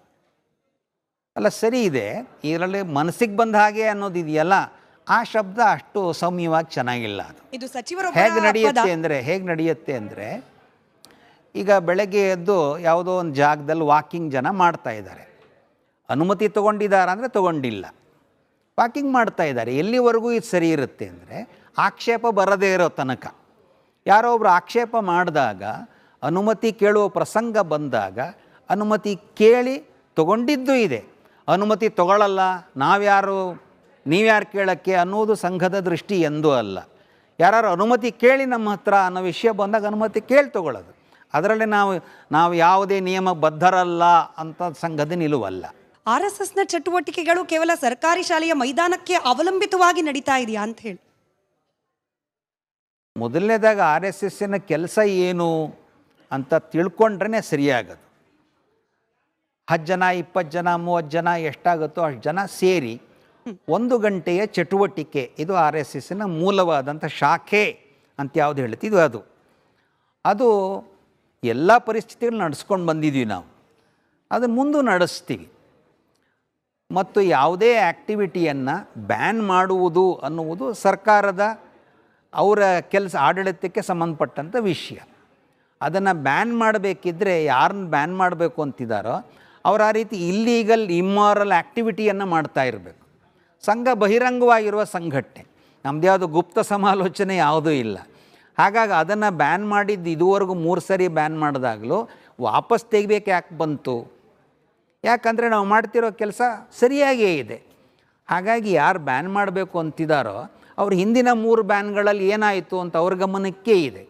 ಹಾಗಾಗಿ ನಾವು ಅದರಿಂದ ಏನೋ ಬಹಳ ದೊಡ್ಡದಾದ ಚಿಂತೆಯಲ್ಲಿರೋ ವಿಷಯ ಏನಲ್ಲ. ಇನ್ನು ಶಾಖೆ ನಡೆಸೋದಕ್ಕೆ ನಾವು ಯಾವುದೇ ಸಾರ್ವಜನಿಕ ಜಾಗವನ್ನು ನಾವು ಉಪಯೋಗಿಸ್ತೀವಿ. ಅನುಮತಿ ಕೇಳೋ ಪ್ರಸಂಗ ಬಂದರೆ ಅನುಮತಿ ತೊಗೊಂಡು ಮಾಡ್ತೀವಿ. ಬಟ್ ಈ ಅನುಮತಿಯನ್ನು ಡೆಲಿಬ್ರೇಟ್ ಆಗಿ ನಿರಾಕರಣೆ ಮಾಡಿಬಿಟ್ರೆ, ಫಾರ್ ಎಕ್ಸಾಂಪಲ್ ಚಿತ್ತಾಪುರದಲ್ಲಿ ದುಡ್ಡು ಕೊಟ್ಟು ರಶೀದಿ ಖರೀದಿ ಮಾಡಾಗಿದೆ, ಪಥಸಂಚಲನಕ್ಕೆ ಅನುಮತಿಯನ್ನು ಕೋರಿ ಪತ್ರ ಬರೆಯಲಾಗಿದೆ. ಆದರೆ ರಾತ್ರೋರಾತ್ರಿ ಹೋಗ್ತಾರೆ ಕಾಂಗ್ರೆಸ್ನ ಕಾರ್ಯಕರ್ತರು, ಆ ಕಟ್ಟಿದ್ದ ಬ್ಯಾನರ್ಗಳನ್ನು ಹರಿದು ಹಾಕ್ತಾರೆ. ನಾವು ಅನುಮತಿಯನ್ನು ಡೆಲಿಬ್ರೇಟ್ ಆಗಿ ಡಿಲೇ ಮಾಡ್ತೀವಿ ಅಥವಾ ಅನುಮತಿಯನ್ನು ಕೊಡೋದಿಲ್ಲ ಅಂತ ಹೇಳಿ ಈಗಿರುವ ಸರ್ಕಾರ ತನ್ನ ಸಿದ್ಧಾಂತಕ್ಕೆ ಅನುಗುಣವಾಗಿ ನಿರ್ಧಾರಕ್ಕೆ ಬಂದುಬಿಟ್ರೆ ಅಂತ. ನೋಡಿ, ಅನುಮತಿಯನ್ನು ಕೊಡುವುದು ಸರ್ಕಾರ ಅಲ್ಲ. ಸಾಮಾನ್ಯವಾಗಿ ಅಲ್ಲಿನ ಪೊಲೀಸ್ ಇಲಾಖೆ. ಪೊಲೀಸ್ ಇಲಾಖೆಗೆ ತನ್ನದೇ ಆದಂಥ ಕಾರ್ಯಶೈಲಿ ಇದೆ, ಅದು ಸ್ವತಂತ್ರವಾಗಿದೆ ಅಂತ ನಾನು ಭಾವಿಸ್ತೀನಿ. ಹಾಗಾಗಿ ಅನುಮತಿ ಕೊಡದಿದ್ದರೆ ಆ ಅನುಮತಿಗೆ ಸಂಬಂಧಪಟ್ಟಂಥ ಪ್ರಕ್ರಿಯೆ ಏನೋ ಅದನ್ನು ಸಂಘ ಮಾಡುತ್ತೆ ಹೊರತು ಅನುಮತಿಯನ್ನು ಉಲ್ಲಂಘನೆ ಮಾಡಿ ನಾವು ಸಂಚಲನ ಏನು ಮಾಡಲ್ಲ. ಬ್ಯಾನ್ ಆದ 3 ಪ್ರಸಂಗಗಳು ಸ್ವತಂತ್ರ ನಂತರದಲ್ಲಿ, ಅದರಲ್ಲಿ ಒಂದನ್ನು ಮಾತನಾಡ್ತಾ ಇದ್ವಿ, ಗಾಂಧಿ ಹತ್ಯೆ ನಂತರದಲ್ಲಿ ನಿಷೇಧಕ್ಕೊಳಗಾಗಿದ್ದು. ಅದಾದ ನಂತರ ಎಮರ್ಜೆನ್ಸಿ ಸಂದರ್ಭದಲ್ಲೂ ಕೂಡ, ತುರ್ತು ಪರಿಸ್ಥಿತಿ ಸಂದರ್ಭದಲ್ಲೂ ಕೂಡ RSS ಅನ್ನ ಬ್ಯಾನ್ ಮಾಡೋ ಪ್ರಯತ್ನಗಳಾಗುತ್ತೆ. ಈಗಿನ ಕಾಂಗ್ರೆಸ್ ನಾಯಕರು ಅದು ಕೊಡ್ತಿರುವ ವಿಶ್ಲೇಷಣೆ ಏನು ಅಂತಂದ್ರೆ, ಭೂಗತ ಚಟುವಟಿಕೆಗಳನ್ನ ನಡೆಸ್ತಾ ಇದ್ರು RSSನ ಕಾರ್ಯಕರ್ತರು, ಹಾಗಾಗಿ ಆ ಸಂದರ್ಭದಲ್ಲಿ ನಿಷೇಧಕ್ಕೊಳಗಾಗಿತ್ತು RSS ಸಂಘಟನೆ ಅಂತ. ಎಮರ್ಜೆನ್ಸಿ ಟೈಮಲ್ಲಿ ಅಸಲಿಗೆ RSS ಅನ್ನ ನಿಷೇಧಕ್ಕೊಳಪಡಿಸಲಿಕ್ಕೆ ಕಾರಣ ಏನಾಗಿತ್ತು? ಈಗ ಭೂಗತ ಅನ್ನುವ ವಿಷಯ ಏನು ಬಂತು ಅದು ಒಂದು ಮಟ್ಟಕ್ಕೆ ಸತ್ಯ. ಯಾವಾಗ ಅಂದರೆ ಬ್ಯಾನ್ ಆದ ಸಂದರ್ಭಕ್ಕೆ. ಅದು ಯಾವಾಗ ಅಂದರೆ ಎಮರ್ಜೆನ್ಸಿ ಸಂದರ್ಭಕ್ಕೆ. ಎಮರ್ಜೆನ್ಸಿ ಅನ್ನುವುದು ನಮ್ಮ ಇಡೀ ದೇಶದ ಪ್ರಜಾಪ್ರಭುತ್ವದ ಇತಿಹಾಸದಲ್ಲಿ ಅತ್ಯಂತ ಕಳಂಕ ತಂದಂತಹ ಸಂದರ್ಭ. ಒಬ್ಬ ವ್ಯಕ್ತಿ ತನ್ನ ಕುರ್ಚಿಯನ್ನು ಉಳಿಸ್ಕೊಳ್ಳೋಕ್ಕೆ ಇಡೀ ಪ್ರಜಾಪ್ರಭುತ್ವವನ್ನು ಒಂದು ರೀತಿ ಅಮಾನತ್ತಲ್ಲಿ ಇಟ್ಟಿದ್ದನ್ನು ಹೇಗೆ ಜಸ್ಟಿಫೈ ಮಾಡ್ಕೋತಾರೋ ಗೊತ್ತಿಲ್ಲ. ಆ ಸಂದರ್ಭಕ್ಕೆ ಯಾವ್ಯಾರು ದೇಶಭಕ್ತರಿದ್ದರೋ, ಪ್ರಜಾಪ್ರಭುತ್ವದ ಪರವಾಗಿದ್ದರೋ ಅವರು ಭೂಗತವಾದ ಹೋರಾಟ ಮಾಡಲೇಬೇಕಾಗಿತ್ತು. ಯಾರು ಭೂಗತವಾಗಿ ಹೋರಾಟ ಮಾಡಿದ್ರೋ ಅವರು ನಿಜವಾಗಲೂ ದೇಶಭಕ್ತರಾಗಿದ್ದಕ್ಕೆ ಭೂಗತವಾಗಿ ಹೋರಾಟ ಮಾಡಿದ್ರು. ಆಗ ಹೋರಾಟ ಮಾಡಿದವರಲ್ಲಿ ಕೆಲವರು ಸತ್ಯಾಗ್ರಹವನ್ನು ಮಾಡಿ ಅರೆಸ್ಟ್ ಆದರು, ಕೆಲವರು ಭೂಗತವಾಗಿ ಹೋರಾಟ ಮಾಡಿದ್ರು. ಆ ಅರೆಸ್ಟ್ ಆದವರಲ್ಲೂ ಸಂಘ ಸ್ವಯಂ ಸೇವಕರಿದ್ದರು, ಭೂಗತ ಹೋರಾಟ ಮಾಡಿದವರಲ್ಲೂ ಇದ್ದರು. ಹಾಗೆ ಭೂಗತ ಹೋರಾಟ ಮಾಡಿದವರಲ್ಲಿ ಕಮ್ಯುನಿಸ್ಟರು ಇದ್ದರು, ಜನತಾ ಪಾರ್ಟಿಯವರು ಇದ್ದರು. ಹಾಗಾಗಿ ಈ ಭೂಗತ ಹೋರಾಟ ಅನ್ನುವುದು ಯಾವುದೋ ಒಂದು ಮಾದಕ ವಸ್ತು ಅಫೀಮಿನ ಆ ರೀತಿ ಭೂಗತವಾದ ವಿಷಯ ಇರಲಿಲ್ಲ. ಅದು ಆ ರೀತಿ ಯಾರು ಹೇಳ್ತಿದಾರಲ್ಲ ಅವ್ರಿಗೆ ತೀರಾ ಪ್ರಾಥಮಿಕ ಸಂಗತಿ ಇಲ್ಲ.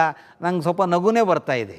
ಆದರೆ ನೀವು ಅಫೀಮು ಅನ್ನೋ ಪದ ಬಳಸಿದ್ರಿ, ಹಾಗಾಗಿ ಇದೇ ಪದವನ್ನು ಬಳಕೆ ಮಾಡಿಕೊಂಡು ಧರ್ಮದ ಹೆಸರಿನ ಅಫೀಮನ್ನು ಯುವಕರಲ್ಲಿ ತುಂಬ್ತಾ ಇರುವ ಸಂಘಟನೆ RSSನ ಶಾಖೆಗಳಲ್ಲಿ, ಬೈಠಕ್ಗಳಲ್ಲಿ ಧರ್ಮ ವಿರೋಧಿ ಚಟುವಟಿಕೆಗಳನ್ನು ಕಲಿಸಲಾಗುತ್ತೆ. ಭಾರತವನ್ನು ಸಮಗ್ರ ಭಾರತವಾಗಿ ಇರಲಿಕ್ಕೆ ಅವ್ರು ಬಿಡೋದಿಲ್ಲ.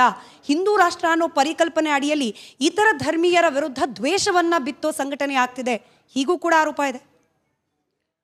ಈಗ ಇಲ್ಲಿ ಒಂದು ಶಬ್ದ ಇವತ್ತಿನ ಚರ್ಚೆಯಲ್ಲಿ ಅಷ್ಟೊಂದು ಸಮಯ ಇರಲಿಕ್ಕಿಲ್ಲ. ಅದು ಧರ್ಮ ಅನ್ನೋ ಶಬ್ದದ ಬಗ್ಗೆ.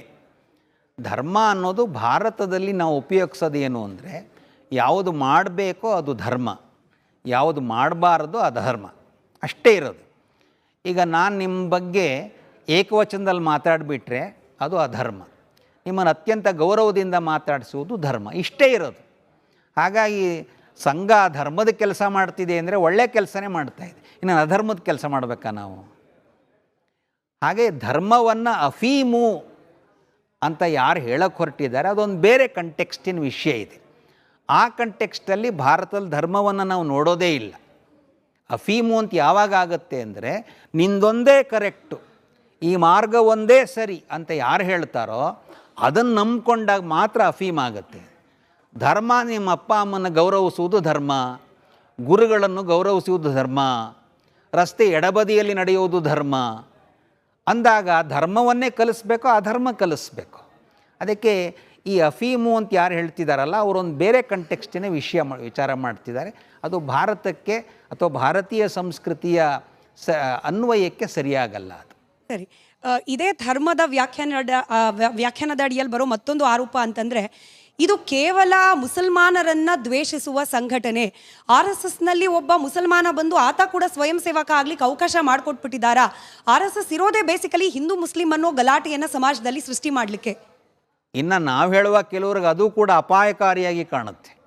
ಅದೇನು ಅಂದರೆ, ಈ ಭಾರತದಲ್ಲಿ ಇರೋರೆಲ್ಲರೂ ಹಿಂದೂಗಳೇ ಅಂತ ಸಂಘ ಹೇಳ್ತಾ ಇದೆ, ಆದರೆ ಮುಸ್ಲಿಂ ಬರ್ಬೋದಾ ಅನ್ನೋ ಪ್ರಶ್ನೆನೇ ಇಲ್ಲ, ಅವನು ಹಿಂದೂನೇ ಅಂತ ಹೇಳ್ತಾ ಇದ್ದೀವಿ ನಾವು. ಹಾಗಾಗಿ ಇದರಿನ್ಯಾರೋ ವಿರುದ್ಧದ ಸಂಘಟನೆ ಅಂತ ಭಾವಿಸುವುದಕ್ಕೆ ಯಾವ ಕಾರಣವೂ ಇಲ್ಲ. ಯಾರು ಬೇಕಾದರೂ ಶಾಖೆಗೆ ಬರ್ಬೋದು, ಸಾಕಷ್ಟು ಸಮಯ ಬಂದು ಕಲ್ತ್ರೆ ಅವನು ಮುಖ್ಯ ಶಿಕ್ಷಕವೂ ಆಗ್ಬೋದು, ಕಾರ್ಯಕರ್ತನೂ ಆಗಬಹುದು. ಮುಸಲ್ಮಾನರು ಕಾರ್ಯಕರ್ತರಾಗಿದ್ದೂ ಇದೆ. ಹಾಗಾಗಿ ಈ ಆರೋಪಕ್ಕೇನು ವಿಶೇಷ ಕಾರಣ ಇಲ್ಲ. ಮತ್ತು ಸಂಘದ ಭಾಷಣಗಳು, ಬೌದ್ಧಿಕಗಳು ಪಬ್ಲಿಕ್ ಡೊಮೈನಲ್ಲೇ ಇದೆ, ಎಲ್ಲ ಭಾಷಣಗಳು, ಈಗ ಸರ್ಸಂಘಚಾಲಕರ ಭಾಷಣ ಎಲ್ಲರೂ ಕೇಳೇ ಇರ್ತಾರೆ. ಮತ್ತು ಬೇರೆ ಬೇರೆ ಕಡೆ ವಿಜಯದಶಮಿ ಎಲ್ಲ ಕಡೆ ಉತ್ಸವ ಪಬ್ಲಿಕ್ಕಾಗೇ ಮಾತಾಡಿದ್ದಾರೆ. ಸಂಘದ ಬೌದ್ಧಿಕ ಪಬ್ಲಿಕ್ಕಾಗಿಯೇ ಇದೆ. ಹಾಗಾಗಿ ಈ ಆರೋಪನ ಸರಿಯಾಗಿ ನೋಡಿ, ಈ ಥರ ಇದೆ, ಈ ಕಾರಣಕ್ಕೆ ಇದು ವಿರುದ್ಧವಾಗಿದೆ ಅಂತ ಹೇಳಿದ್ರೆ ಆವಾಗ ಅದಕ್ಕೆ ಉತ್ತರ ಕೊಡೋಕ್ಕೆ ಸರಿಯಾಗುತ್ತೆ. RSS ಒಂದು ಪೊಲಿಟಿಕಲ್ ಆರ್ಗನೈಸೇಷನ್ ಆಗ್ತಾ ಇದೆ, ಬಟ್ ಇದು ಸೋಷಲ್ ಆ್ಯಂಡ್ ಕಲ್ಚರಲ್ ಆರ್ಗನೈಸೇಷನ್ ಅಂತೇಳಿ ನಾವು ಪ್ರೂವ್ ಮಾಡಬೇಕಿದೆ ಜಿ. ಅದಕ್ಕೋಸ್ಕರ ನಿಮ್ಮಿಂದ ನನಗೆ ಉತ್ತರ ಬೇಕಿದೆ ಜಿ. ನೋಡಿ, ಸಂಘ ವ್ಯಕ್ತಿಗಳ ಸಂಘಟನೆ. ವ್ಯಕ್ತಿ ಅವನು ಸಾಮಾಜಿಕವಾಗೂ ಇರ್ತಾನೆ, ಸಾಂಸ್ಕೃತಿಕವಾಗೂ ಇರ್ತಾನೆ, ರಾಜಕೀಯವಾಗೂ ಇರ್ತಾನೆ. ಒಬ್ಬನೇ ವ್ಯಕ್ತಿ ವೋಟ್ ಮಾಡೋಕ್ಕೂ ಹೋಗ್ತಾನೆ, ದೇವಸ್ಥಾನಕ್ಕೂ ಹೋಗ್ತಾನೆ, ಗಿಡ ನೆಡಕ್ಕೂ ಹೋಗ್ತಾನೆ. ಹಾಗೆ ಸ್ವಯಂ ಸೇವಕ ಅವನು ಎಲ್ಲಿ ಬೇಕಾದ್ರೂ ಹೋಗ್ಬೋದು. ಸ್ವಯಂ ಸೇವಕ ಇಲ್ಲಿ ಹೋಗಬಾರ್ದು, ಅಲ್ಲಿ ಹೋಗಬೇಕು ಅನ್ನೋ ಸೂಚನೆ ಸಂಘ ಕೊಡಲ್ಲ. ಸಂಘ ಹೇಳೋದೇನು ಅಂದರೆ, ಸ್ವಯಂ ಸೇವಕ ದೇಶ ಹಿತಕ್ಕೆ ಕೆಲಸ ಮಾಡಬೇಕು ಅಂತಷ್ಟೇ ಹೇಳೋದು. ಬಂದವರಲ್ಲಿ BJP ಅವ್ರು ಮಾತ್ರ ಇದ್ರಾ, BJP ಅವ್ರು ಹೊರತುಪಡಿಸಿರ್ಲಿಲ್ವಾ ಅನ್ನುವ ನಾವು ಆ ವಿಷಯಕ್ಕೆ ಸಂಘ ಹೋಗೋದೇ ಇಲ್ಲ. ಯಾರು ಬೇಕಾದರೂ ಬರಬೇಕು, ಬರಬಹುದು ಮತ್ತು ಬರೋಂಗೆ ಮಾಡೋದು ನಮ್ಮ ಕೆಲಸ. ಹಾಗಾಗಿ ಸಂಘ ನಾವು ಎಲ್ಲರನ್ನೂ ಭೇಟಿ ಮಾಡ್ತೀವಿ, ಎಲ್ಲರೂ ಕರಿತೀವಿ. ಆದರೆ ಇದು ವಾಲಂಟ್ರಿ ಆರ್ಗನೈಸೇಷನ್ ಆದ್ದರಿಂದ ಬರಬಹುದು, ಬರದೇ ಇರಬಹುದು. ಹಾಗೆ ಇಷ್ಟೊಂದು ವಿರುದ್ಧವಾಗಿ ಮಾತಾಡಿದಾಗ ಯಾವ ಪಕ್ಷದವ್ರು ಮಾತಾಡ್ತಿದ್ದಾರೋ ಆ ಪಕ್ಷದ ಕಾರ್ಯಕರ್ತರಿಗೂ ಸ್ವಲ್ಪ ಭಯನೇ ಆಗಿಬಿಡ್ಬೋದು. ನಮ್ಮ ಹಿರಿಯರು, ನಮ್ಮ ಪಕ್ಷದ ಪ್ರಮುಖರು ಇಷ್ಟು ಮಾತಾಡ್ತಿದ್ದಾರೆ, ಹೋದರೆ ನಮ್ಮ ಸ್ಥಾನಮಾನ ಏನಾಗುತ್ತೋ ನಮ್ಮ ಪಾರ್ಟಿಲಿ ಅಂತ ಅವ್ರಿಗೆ ಗಾಬರಿ ಆಗ್ಬೋದು. ಆದರೆ ನಮ್ಗೆ ಆ ರೀತಿ ಯಾವ ಗಾಬರಿನೂ ಇಲ್ಲ. ಯಾರಾದರೂ ಬನ್ನಿ, ಪ್ರತಿಯೊಬ್ಬರು ಬನ್ನಿ, ಬಂದು ಸಂಘವನ್ನು ನೋಡಿ, ಸಂಘದಲ್ಲಿ ನಿಮ್ಗೇನು ಒಳ್ಳೇದು ಕಾಣುತ್ತೆ ಅದನ್ನು ಮಾಡಿ ಅನ್ನೋದೇ ನಮ್ಮ ವಿನಂತಿ. RSS ನಾನ್ ಪೊಲಿಟಿಕಲ್ ಆರ್ಗನೈಸೇಷನ್ ಅಂತ ನೀವು ಹೇಳ್ತೀರಿ, ಆದರೆ ಪಕ್ಷದ ರಾಜಕೀಯದಲ್ಲಿರುವವರ ಆರೋಪ ಏನು ಅಂತಂದ್ರೆ BJP ಅನ್ನೋ ಪೊಲಿಟಿಕಲ್ ಪಾರ್ಟಿಯ ರಿಮೋಟ್ ಕಂಟ್ರೋಲ್ ಇರೋದೇ RSSನ ನಾಗ್ಪುರದ ಕಚೇರಿಯಲ್ಲಿ ಅಂತ ಹೇಳಿ. ಈಗ ನಾನು ಸಂಘದ ಪ್ರಚಾರಕನಾಗಿ ಓಡಾಡುವಾಗ ಜನ ಒಂದು ಅತಿರೇಕದ ಆರೋಪಗಳನ್ನು ಮಾಡ್ತಾ ಇರ್ತಾರೆ. ಒಬ್ಬರು ಹೇಳ್ತಾರೆ ಎಲ್ಲ ನೀವೇ ಕಂಟ್ರೋಲ್ ಮಾಡ್ತಾ ಇದ್ದೀರಿ ಅಂತ ಹೇಳ್ತಾರೆ. ಇನ್ನೊಬ್ಬರು ಏನ್ರಿ ಕಂಟ್ರೋಲ್ ಮಾಡಿರಿ ಅಂತ ಹೇಳ್ತಾರೆ. ಸತ್ಯ ಏನು ಅಂದರೆ, ನಾವು ಕಂಟ್ರೋಲು ಮಾಡಲ್ಲ, ಏನೂ ಇಲ್ಲ. ಎಲ್ಲ ಸಂಘಟನೆಗಳು ಅವೆಲ್ಲ ಅವರವರೇ ತಮ್ಮ ತಮ್ಮ ಸಂಘಟನೆ ನಡೆಸ್ಕೊಳ್ತಾರೆ. ಹಾಗಾಗಿ BJPಯನ್ನು ಕಂಟ್ರೋಲ್ ಮಾಡೋ ಕೆಲಸನೂ ನಮ್ಮದಲ್ಲ. ನಾಗಪುರದಿಂದ ಹೇಗೆ ನಡಿಬೇಕು ಅಂತ, ಶಾಖೆ ಹೇಗೆ ನಡಿಬೇಕು ಅನ್ನೋ ಸೂಚನೆ ಕೂಡ ನಾಗಪುರದಲ್ಲಿ ಬರಲ್ಲ. ಪ್ರತಿಯೊಂದು ಊರಲ್ಲೂ ಕೂಡ ಸ್ವಯಂ ಸೇವಕರೇ ಸೇರಿ ನಮ್ಮೂರಲ್ಲಿ ಏನು ಕಾರ್ಯಕ್ರಮ ಮಾಡೋಣ ಅಂತ ಯೋಚನೆ ಮಾಡ್ತೀವಿ. ಈ ನಾಗ್ಪುರ್ ಕಂಟ್ರೋಲ್ಡ್ ಅನ್ನುವ ಆರೋಪ ಇದೆಯಲ್ಲ, ಅದು ಪಾಪ ಅವ್ರ ಕಲ್ಪನೆ ಆಗಿದೆ. ಆದರೆ ಸಂಘ ಒಂದು ರೀತಿಯಲ್ಲಿ ನೀವು ಯಾವುದನ್ನು ಅತ್ಯಂತ ಡೆಮಾಕ್ರೆಟಿಕ್ ಡಿಸೆಂಟ್ರಲೈಸ್ಡ್ ಆರ್ಗನೈಸೇಷನ್, ನೇರವಾಗಿ ರಾಷ್ಟ್ರೀಯ ಸ್ವಯಂ ಸೇವಕ ಸಂಘದೇ ಹೇಳ್ತಿದ್ದೀನಿ. ಉಳಿದ ಸಂಘಟನೆಗಳು ಯಾವಿದೆ, ಉದಾಹರಣೆಗೆ ಅಖಿಲ ಭಾರತೀಯ ವಿದ್ಯಾರ್ಥಿ ಪರಿಷತ್ತಿದೆ. ಆ ಎಲ್ಲ ಸಂಘಟನೆಗಳು ಸ್ವತಂತ್ರವಾದಂಥ ಸಂಘಟನೆಗಳು, ಅವರವ್ರ ಸಂಘಟನೆಗಳು ಅವರವ್ರು ನಡೆಸ್ತಾರೆ. ಇದಕ್ಕೆ ಎಲ್ಲಿಂದ ಯಾವುದೇ ಕೇಂದ್ರದಿಂದ ಸೂಚನೆ ಬರಲ್ಲ. ಈ ರೀತಿ ಸಂಘ ತಾನು ಮಾಡ್ತಿರುವಂತಹ ಸಾಮಾಜಿಕ ಚಟುವಟಿಕೆಗಳನ್ನ ಸಮಾಜಕ್ಕೆ ತೋರಿಸೋದ್ರಲ್ಲಿ ಎಡುತ್ತಾ ಇದೆಯಾ, ಅಥವಾ ಇನ್ನೊಂದು ಸ್ವಲ್ಪ ಎಫರ್ಟ್ ಹಾಕಬೇಕಿದೆಯಾ ಸಂಘದ ಕಡೆಯಿಂದ ಅಂತ ಒಬ್ಬ ಸಾಮಾಜಿಕ ಕಾರ್ಯಕರ್ತನಾಗಿ ಒಂದು ಪ್ರಶ್ನೆ. ಸಂಘ ಮಾಡಿರೋ ಒಳ್ಳೆ ಕೆಲಸ ಸಮಾಜಕ್ಕೆ ಗೊತ್ತಿಲ್ವಾ? ಎಲ್ರಿಗೂ ಗೊತ್ತಿದೆ. ನಾನು ಯಾವ್ಯಾವ ಪಕ್ಷದವ್ರಿಗೆ ಬೈತಿದ್ದಾರೋ ಅವರೆಲ್ಲರೂ ನಮ್ಮ ಸುಮಾರು ಜನ ನಮ್ಗೆ ಗೊತ್ತಿರೋರೆ. ಅವರು ತುಂಬ ಸಂಘ ಒಳ್ಳೆ ಕೆಲಸ ಮಾಡ್ತಾ ಇದೆ ಅಂತ ಹೇಳ್ತಾರೆ. ಗೊತ್ತಿಲ್ಲ ಅನ್ನೋದು ಸುಳ್ಳು, ಎಲ್ರಿಗೂ ಗೊತ್ತಿದೆ ಈಗ. ಆದರೆ ಸಂಘ ಇನ್ನೂ ಹೇಳ್ಕೋಬೇಕಾ ಅನ್ನೋ ವಿಷಯಕ್ಕೆ ನನಗೆ ಹೇಳ್ಕೋಬಾರ್ದು ಅಂತ ಅನಿಸುತ್ತೆ. ಯಾಕೆಂದರೆ ಸ್ವಯಂ ಸೇವಕ ಮಾಡೋದು ಯಾಕೆ ಮಾಡ್ತಾ ಇದ್ದಾನೆ? ಭಾರತ್ ಮಾತೆ ನನ್ನ ತಾಯಿ ಅಂಥೇಳಿ ಮಾಡ್ತಿರುವಾಗ ಯಾರಾದರೂ ಬಂದು ಇವತ್ತು ನಮ್ಮ ತಾಯಿಗೆ ತಲೆನೋವಿತ್ತು, ನಾನು ಅಮೃತಾಂಜನ್ ಹಚ್ಚಿದೆ ಅಂತ ಹೇಳಿ ಪೋಸ್ಟ್ ಮಾಡಿಕೊಂಡ್ರೆ ಅವನು ಒಳ್ಳೆ ಮಗನಾಗ್ತಾನ? ಸ್ವಯಂ ಸೇವಕ ಇದನ್ನು ಗೊತ್ತಾಗಲಾರದ ಹಾಗೆ ಮಾಡೋದೇ ಒಳ್ಳೆಯದು, ಹಾಗಿರೋದೇ ಒಳ್ಳೆಯದು. ಇನ್ನು ಸಮಾಜ ಒಳ್ಳೆತನ ಗುರುತಿಸುತ್ತೆ ಮತ್ತು ಸಾಕಷ್ಟು ಗುರುತಿಸಿದೆ. ಹಾಗಾಗಿ ಸಂಘ ನನಗನ್ಸೋದು ಇನ್ನೂ ಹೆಚ್ಚು ಕೆಲಸನ ನಾವು ಮಾಡಬೇಕಾಗಿದೆ. ಇನ್ನೂ ಹೆಚ್ಚು ಕೆಲಸ ಮಾಡಬೇಕು, ಜನರ ಗಮನಕ್ಕೆ ಬರಬೇಕು ಅನ್ನೋಕ್ಕೋಸ್ಕರ ಅಲ್ಲ. ನಮ್ಮ ಕೆಲಸ ಸಂಘ ದೊಡ್ಡದಾಗಬೇಕು ಅನ್ನೋದು ಅಲ್ಲವೇ ಅಲ್ಲ, ಬದಲಾಗಿ ಭಾರತ ಶಕ್ತಿ ಬರಬೇಕು ಅನ್ನೋದೇ ನಮ್ಮ ಕೆಲಸ. ಈ ಪ್ರಶ್ನೆ ಸ್ವಲ್ಪ ಸಂಕೋಚದಲ್ಲೇ ಕೇಳ್ತಿದ್ದೀನಿ, ಆದರೆ ಹಾಫ್ ಚಡ್ಡಿಯಿಂದ ಫುಲ್ ಪ್ಯಾಂಟ್ ಆಗಿದ್ದು ಬಿಟ್ರೆ RSSನ ಸಾಧನೆ ಏನೂ ಇಲ್ಲ ಅಂತ ಹೇಳಿ ನಮ್ಮ ರಾಜ್ಯದ ಒಬ್ಬ ಘನತೆವೆತ್ತ ಸಚಿವರು ಕೇಳಿದ ಪ್ರಶ್ನೆ ಇದು. RSSನ ಸಾಧನೆಗಳೇನು ಅಂತ ಹೇಳಿ ಪಟ್ಟಿ ಕೇಳ್ತಿದ್ದಾರೆ ಜನ. ಅಲ್ಲ, ಅವ್ರು ಕೇಳೋದು ಕರೆಕ್ಟ್ ಇದೆ. ಅದು ಅವ್ರ ತಿಳುವಳಿಕೆ ಎಷ್ಟಿದೆಯೋ ಅಷ್ಟು ಕೇಳ್ತಾರೆ ಅವರು. ಈಗ ಚಡ್ಡಿ ಇದ್ದಾಗ ಚಡ್ಡಿ ಹಾಕಿದೆ ಅಂತ ಕೇಳ್ತಿದ್ರು ಅಂತ ಅಂದ್ಕೊಳ್ಳೋಣ. ಈಗ ಪ್ಯಾಂಟ್ ಆಗಿದೆ ಅಂದರೆ ಪ್ಯಾಂಟ್ ಆಗಿದೆ ದೊಡ್ಡ ವಿಷಯ ಅಂತ ಹೇಳಿದ್ರು ಅಂತ. ಅದು ಅವ್ರ ಲೆವೆಲ್. ಅದು ಆ ಲೆವೆಲ್ಗೆ ನಾವು ಇಳಿಯೋದಕ್ಕಿಂತ, ಯಾಕೆಂದರೆ ತುಂಬ ಸರಿ ಈ ಚರ್ಚೆಗಳ ಗುಣಮಟ್ಟ ಯಾಕೆ ಹಳ್ಳ ಹಿಡಿಯುತ್ತೆ ಅಂದರೆ, ಆ ಕೇಳೋರು ತುಂಬ ಲೆವೆಲ್ ಕಮ್ಮಿ ಆಗಿಬಿಟ್ಟಾಗ ನಾವು ಆ ಲೆವೆಲ್ಗೆ ಉತ್ತರ ಕೊಡೋದಕ್ಕಿಂತ ಸಂಘದ ಗಣವೇಶ ಇದಿತ್ತೋ ಅದಿತ್ತೋ ಅದು ಬದಲಾಗ್ತಾ ಇದೆ, ಬದಲಾಗ್ಬೋದು, ಅದರಲ್ಲೇನು ದೊಡ್ಡ ವಿಷಯ ಏನಿಲ್ಲ. ಆದರೆ ಸಂಘದ ಸಾಧನೆ ಏನು ಅನ್ನೋದಕ್ಕೆ ಬೇಕಾಷ್ಟು ಪುಸ್ತಕಗಳೇ ಪಬ್ಲಿಷ್ ಮಾಡಿದ್ದೀವಿ, ಜನರಿಗೆ ಗೊತ್ತು ಇದೆ, ನಾವು ನಮ್ಮ ಕೆಲಸನೂ ಹೇಳಿದ್ವಿ. ನಾವು ಈಗ ಎಲ್ಲರೂ ಆರೋಪ ಮಾಡ್ತಿರೋದು RSS ಅವರು ಭಾರತವನ್ನು ಹಿಂದೂ ರಾಷ್ಟ್ರವಾಗಿ ಮಾಡಲಿಕ್ಕೆ ಹೊರಟಿದ್ದಾರೆ.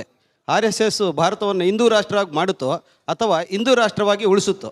ಅದಕ್ಕೆ ಮೊದಲನೇದಾಗಿ ಇಷ್ಟು ಕಮ್ಮಿ ಸಮಯದಲ್ಲಿ ಹೇಳೋದು ಕಷ್ಟ ಅಂತ ನಾನು ಪ್ರಾರಂಭದಲ್ಲೂ ಹೇಳಿದ್ದೆ.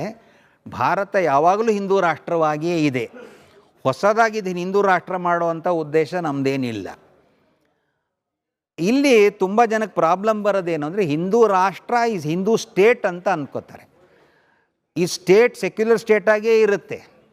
ಆದರೆ ಹಿಂದೂ ರಾಷ್ಟ್ರ ಈ ದೇಶದ ಕ್ಯಾರೆಕ್ಟರ್. ಇದು ರಾಷ್ಟ್ರ ಅನ್ನೋದು ಸಂಸ್ಕೃತಿಗೆ ಸಂಬಂಧಪಟ್ಟಂಥ ವಿಷಯ. ಹಾಗಾಗಿ ಹೊಸದಾಗಿ ಭಾರತವನ್ನು ಹಿಂದೂ ರಾಷ್ಟ್ರ ಮಾಡೋ ಉದ್ದೇಶ ಸಂಘದ್ದೇನೂ ಇಲ್ಲ. ಬಟ್ ಈ ಹಿಂದೂ ರಾಷ್ಟ್ರ ಅಂದ ತಕ್ಷಣ ಸಾಮಾನ್ಯವಾಗಿ ಕೆಲವರ ಕಲ್ಪನೆಯಲ್ಲಿ ಏನು ಬಂದ್ಬಿಡುತ್ತೆ ಅಂದರೆ, ಈ ದೇಶದಿಂದ ಇರುವ ಎಲ್ಲ ಮುಸಲ್ಮಾನರನ್ನ ಹಾಗೆ ಹಿಂದೂಯೇತರ ಇತರೆ ಧರ್ಮೀಯರನ್ನ ಆಚೆ ಹಾಕಿಬಿಡೋದು, ಇಲ್ಲಿ ಕೇವಲ ಹಿಂದೂಗಳಿಗೆ ಮಾತ್ರ ಅವಕಾಶ, ಅಂದರೆ ಇಂಥ ಸಂಕುಚಿತವಾದ ಆಲೋಚನೆ ಕೂಡ ಇದೆ. ಇದೇನಾ ಹಿಂದೂ ರಾಷ್ಟ್ರ ಅಂದರೆ ಅಂತ? ಅಲ್ಲ, ಹಿಂದೂ ಅಂದರೆ ಏನು ಅಂತ ಮೊದಲು ನೋಡ್ಕೋಬೇಕು. ಹಿಂದೂ ಅಂದರೆ ಮೂಲವಾಗಿ ನಾನು ಸುಮಾರು ಇದೆ ಎರಡೇ ವಿಷಯ ಹೇಳ್ತೀನಿ ಅಷ್ಟೆ. ಒಂದು, ಹಿಂದೂ ಅಂದರೆ ದೇವನೊಬ್ಬ ನಾಮ ಹಲವು ಅಂತ ನಂಬಬೇಕು. ಈ ಪ್ರಕೃತಿಯನ್ನು ತಾಯಿ ಅಂತ ನಂಬಿ ಅದನ್ನು ನಡ್ಕೊಳ್ಬೇಕು. ಇದಿರೋರೆಲ್ಲ ಹಿಂದೂಗಳೇ. ಹಾಗಾಗಿ ಹಿಂದೂ ದೇವನೊಬ್ಬ ನಾಮ ಹಲವು ಅಂತ ನಂಬದ ಮೇಲೆ ಇನ್ನೊಂದು ದೇವ್ರ ಪೂಜೆ ಮಾಡೋರನ್ನ ಓಡಿಸ್ಬೇಕು ಅಂತ ಹೆಂಗೆ ಅಂದ್ಕೊಳ್ಳೋಕ್ಕೆ ಸಾಧ್ಯ ಇದೆ? ಬೇಸಿಕ್ ಹಿಂದೂ ಕ್ಯಾರೆಕ್ಟರ್ನಲ್ಲೇ ಎಲ್ಲರೂ ಇಟ್ಕೊಳ್ಳೋದೇ ಆ ಹಿಂದೂ ಕ್ಯಾರೆಕ್ಟರ್ ಇದೆ. ಹಾಗಾಗಿ ಆ ಆರೋಪದಲ್ಲಿ ಆರೋಪ ಮಾಡೋವ್ರಿಗೂ ಹಿಂದೂ ಅನ್ನೋವಂಥ ಕಲ್ಪನೆ ಅವ್ರಿಗೆ ಸ್ಪಷ್ಟ ಇಲ್ಲ. ಸಂಘ ಪ್ರಾರಂಭದಿಂದಲೂ ಹಿಂದೂ ಅನ್ನುವುದು ಸಂಸ್ಕೃತಿ ವಾಚಕವಾಗಿ ಇಟ್ಕೊಂಡಿದೆ. ಹಿಂದೂ ಅನ್ನೋದು ಯಾವ ರಿಲಿಜನ್ನೂ ಇಲ್ಲ. ಹಿಂದೂ ಅನ್ನೋ ಹೆಸರಲ್ಲಿ ಯಾವ ರಿಲಿಜನ್ನೂ ಇಲ್ಲ. ಹಾಗಾಗಿ ಈ ರಿಲಿಜನ್ ಸ್ವಭಾವ ಇದೆ, ಇನ್ನೊಬ್ಬರನ್ನ ಓಡಿಸ್ಬೇಕು ಅನ್ನೋ. ಹಿಂದೂಗೆ ಆ ಸ್ವಭಾವ ಇಲ್ಲವೇ ಇಲ್ಲ. ನನ್ನ ಹೆಸರು ವಿಶ್ವಾಸ್. ನೀವು ಹೇಳಿದ್ರಿ ಹಿಂದೂ ಏಕತೆ ಅಂತ, ಮತ್ತೆ ಹೇಳಿದ್ರಿ ಭಾರತದಲ್ಲಿರೋರು ಎಲ್ಲರೂ ಹಿಂದೂಗಳೇ ಅಂತ. ಆದರೆ ನ್ಯಾಷನಲ್ ಕ್ರೈಮ್ ರಿಪೋರ್ಟ್ಸ್ ಬ್ಯೂರೋ ಇದ್ರ ವಿರುದ್ಧವಾಗಿ ಹೇಳ್ತದೆ. ಇದು ಹೇಳ್ತದೆ 2020 ಡೇಟಾ ಪ್ರಕಾರ exploitation against scheduled cost cases ಇದ್ದಿದ್ದು 57,582. 2023 ಇದ್ದಿದ್ದು 57,789. ಮತ್ತು ಇದು 2013 46.11% ಇದ್ದಿದ್ದು 48.15% ಆಗಿದೆ. ಮತ್ತು 55% ಇದರಲ್ಲಿ 55% ಕೇಸ್ ಇರೋದು humiliation against these community people. Hindu ರಾಷ್ಟ್ರ ಅಥವಾ ಎಲ್ಲರೂ ಯುನೈಟ್ ಆಗಬೇಕು ಅಂದರೆ ಕೆಳಗಡೆ ಲೆವೆಲಿಂದ ಕೆಲಸ ಮಾಡ್ಕೊಂಡು ಹೋಗ್ಬಿಡುತ್ತೆ. ಇದನ್ನ ಮಜಬೂತ್ ಮಾಡಬೇಕಾಗುತ್ತೆ. ಇದು ನೀವು ಹೇಳಿದ್ದು ಹಿಂದೂ ಏಕತೆ ಧ್ಯೇಯ RSS ಅವ್ರದ್ದು. ಆದರೆ ಇದು ಧ್ಯೇಯದ ವಿರುದ್ಧವಾಗಿ NCRB ಡೇಟಾ ಹೇಳ್ತಿದೆ. ಇದ್ರ ಬಗ್ಗೆ ನೀವೇನು ಹೇಳ್ತೀರಾ?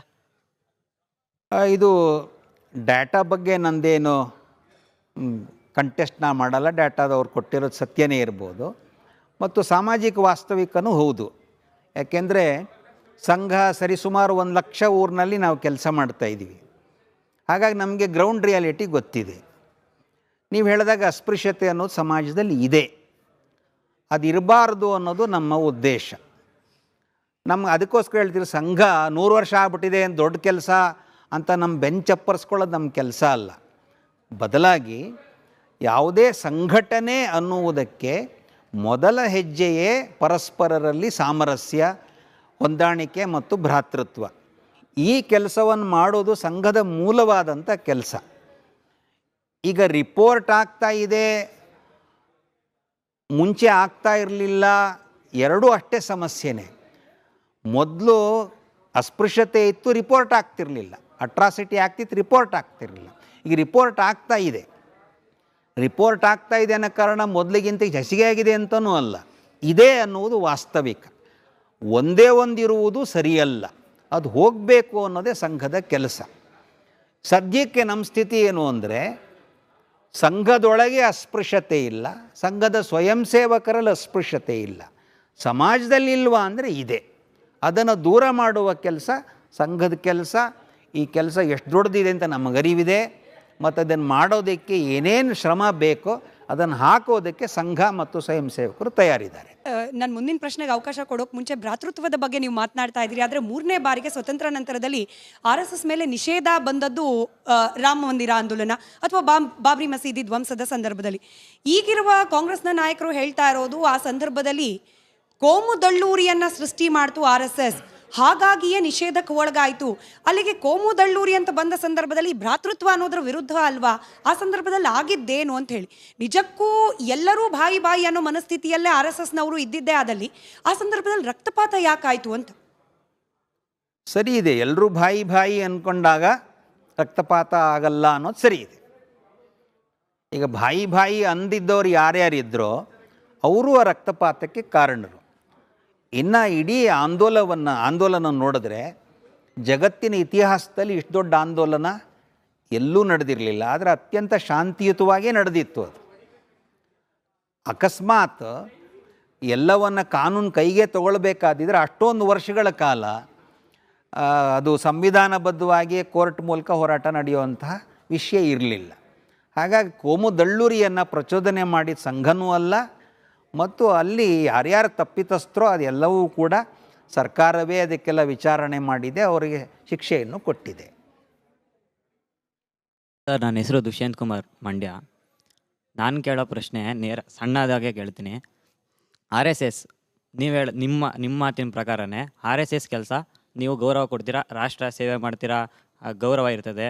ಈಗ ಸಂವಿಧಾನಕ್ಕೆ ಗೌರವ ಕೊಡ್ತೀರಾ. ಆದರೆ ರಾಷ್ಟ್ರನ ಗೌರವಿಸೋರು ರಾಷ್ಟ್ರ ಧ್ವಜನ ಇಟ್ಕೊಳಕ್ಕೆ ಯಾಕೆ ಗೌರವ ಕೊಡಲ್ಲ? ರಾಷ್ಟ್ರಕ್ಕೆ ಗೌರವ ಕೊಡೋರು ರಾಷ್ಟ್ರ ಧ್ವಜ ಇಟ್ಕೊಳಕ್ಕೆ ಯಾಕೆ ಗೌರವ ಕೊಡ್ತಾ ಇಲ್ಲ ಅಂತ ಕೇಳ್ತಾ ಇದ್ದೀನಿ. ರಾಷ್ಟ್ರಧ್ವಜ ಹಾರಿಸುವ ವಿಷಯಕ್ಕೆ ಬಂದಾಗ ಮೊದಲಿನ ನಿಯಮಗಳ ಪ್ರಕಾರ ಮನೆಯಲ್ಲಿ ಹಾರಿಸೋ ಹಾಗೂ ಇರಲಿಲ್ಲ ಮೊದಲು. ಇತ್ತೀಚೆಗೆ ನಿಯಮ ಬದಲಾದ ಮೇಲೆ ರಾಷ್ಟ್ರಧ್ವಜವನ್ನು ಎಲ್ಲಿ ಬೇಕಾರ ಹಾರಿಸ್ಬೋದು ಅಂತ ಬಂದಿರೋದು. ಸಂಘ ಇದೊಂದು ಪರಿವಾರ ಮನೆ ಇದ್ದಂಗೆ ನಾವು ಹಾರಿಸ್ತಿರಲಿಲ್ಲ. ಹಾರಿಸ್ಬೇಕು ಅಂತ ಕೆಲವರು ಹೇಳಿದ ಮೇಲೆ ಅವಾಗನ್ನು ಹಾರಿಸೋಕ್ಕೆ ನಮಗೇನು ಅಭ್ಯಂತರವೇ ಇಲ್ಲ. ಕಳೆದ 20-25 ವರ್ಷಗಳಿಂದ ನಮ್ಮ ಎಲ್ಲ ಪ್ರಮುಖವಾದಂಥ ಕಾರ್ಯ, ನಾಗ್ಪುರದಿಂದ ಹಿಡಿದು ಬೆಂಗಳೂರಿನ ಕೇಶವಕೃಪವರೆಗೆ ರಾಷ್ಟ್ರಧ್ವಜ ಹಾರಿಸ್ತಾನೆ ಇದ್ದೀವಿ. ಗೌರವ ಕೊಡ್ತಿಲ್ಲ ಅಂತ ನೀವು ಹೇಳೋದಕ್ಕೆ ಏನು ಕಾರಣವೇ ಇಲ್ಲ. ವಿನಾಕಾರಣ ವ್ಯವಸ್ಥಿತವಾಗಿ ಒಂದಷ್ಟು ಸುಳ್ಳು ಅಪಪ್ರಚಾರವನ್ನು ಸಂಘದ ಮೇಲೆ ಮಾಡ್ತಾ ಇದ್ದಾರೆ. ನಾವು ಇದನ್ನೇ ಒಂದು 3 ತಿಂಗಳ ಹಿಂದೆ ಹೋಗೋದಾದರೆ ಧರ್ಮಸ್ಥಳದ ವಿರುದ್ಧನೂ ಇದೇ ರೀತಿ ಒಂದು ಮಹಾ ಷಡ್ಯಂತ್ರ ನಡೆದಿತ್ತು.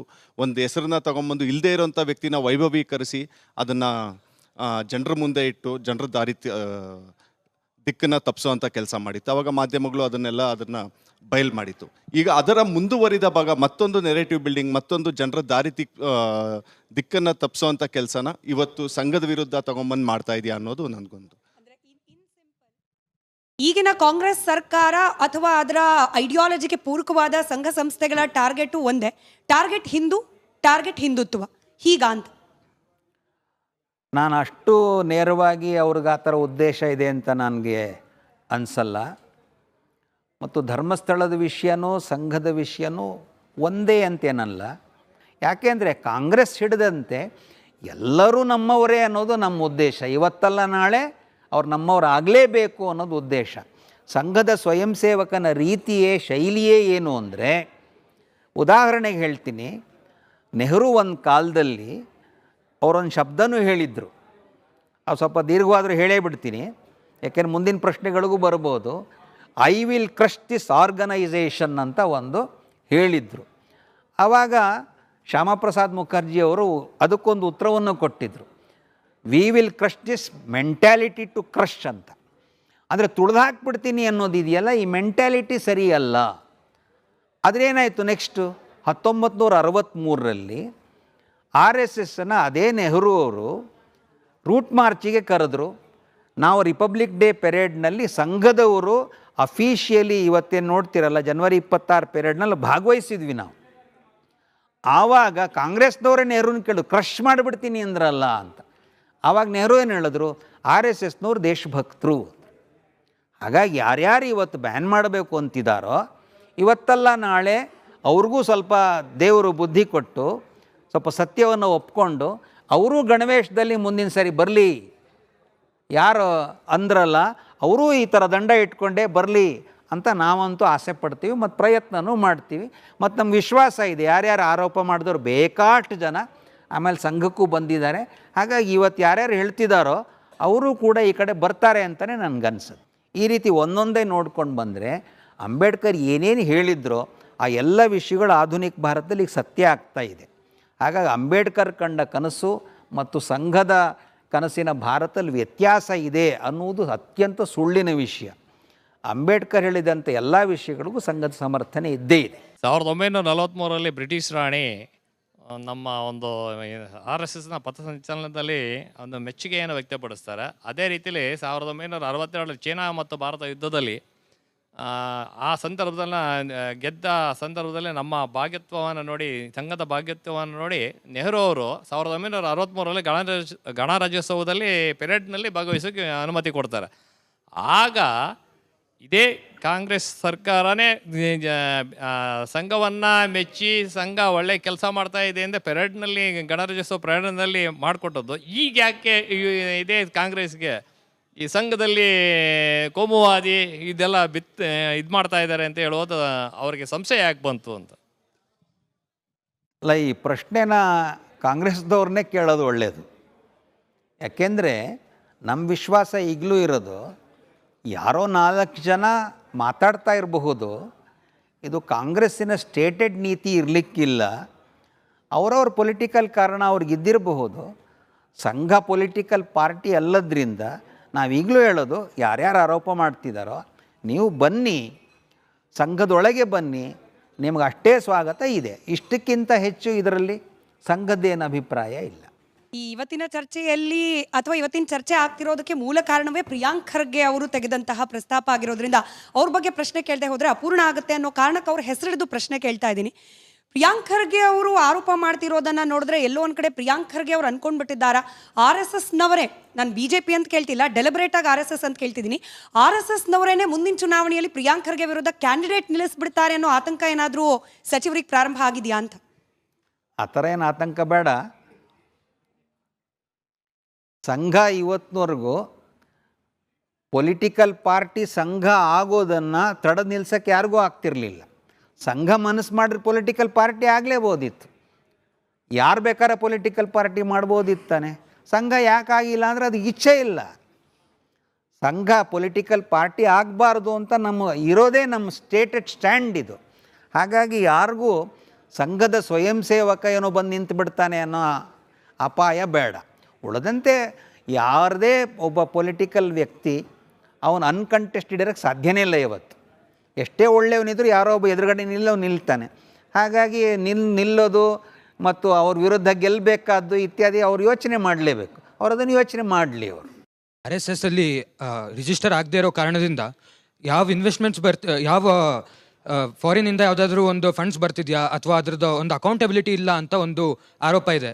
ಇದಕ್ಕೆ RSS ಮತ್ತು ಅದರ ಅಂಗಸಂಸ್ಥೆಗಳಿಗೆ ಎಲ್ಲಿಂದ ಹಣ ಬರ್ತಿದೆ ಮತ್ತು ಅದರದ್ದು ಒಂದು ಅಕೌಂಟಬಿಲಿಟಿ ಇದೆಯಾ ಅಂತ ಪ್ರಶ್ನೆ.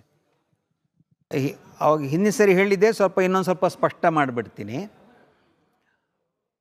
ಸಂಘ ಅನ್ನುವ ಸಂಘಟನೆ ಏನಿದೆ ಅದಕ್ಕಿರುವಂತಹ ಹಣಕಾಸಿನ ವ್ಯವಸ್ಥೆ ಕೇವಲ ಗುರುಪೂಜಾ ಉತ್ಸವ, ಅದನ್ನು ಸ್ವಯಂ ಸೇವಕರು ಅರ್ಪಣೆ ಮಾಡ್ತಾರೆ.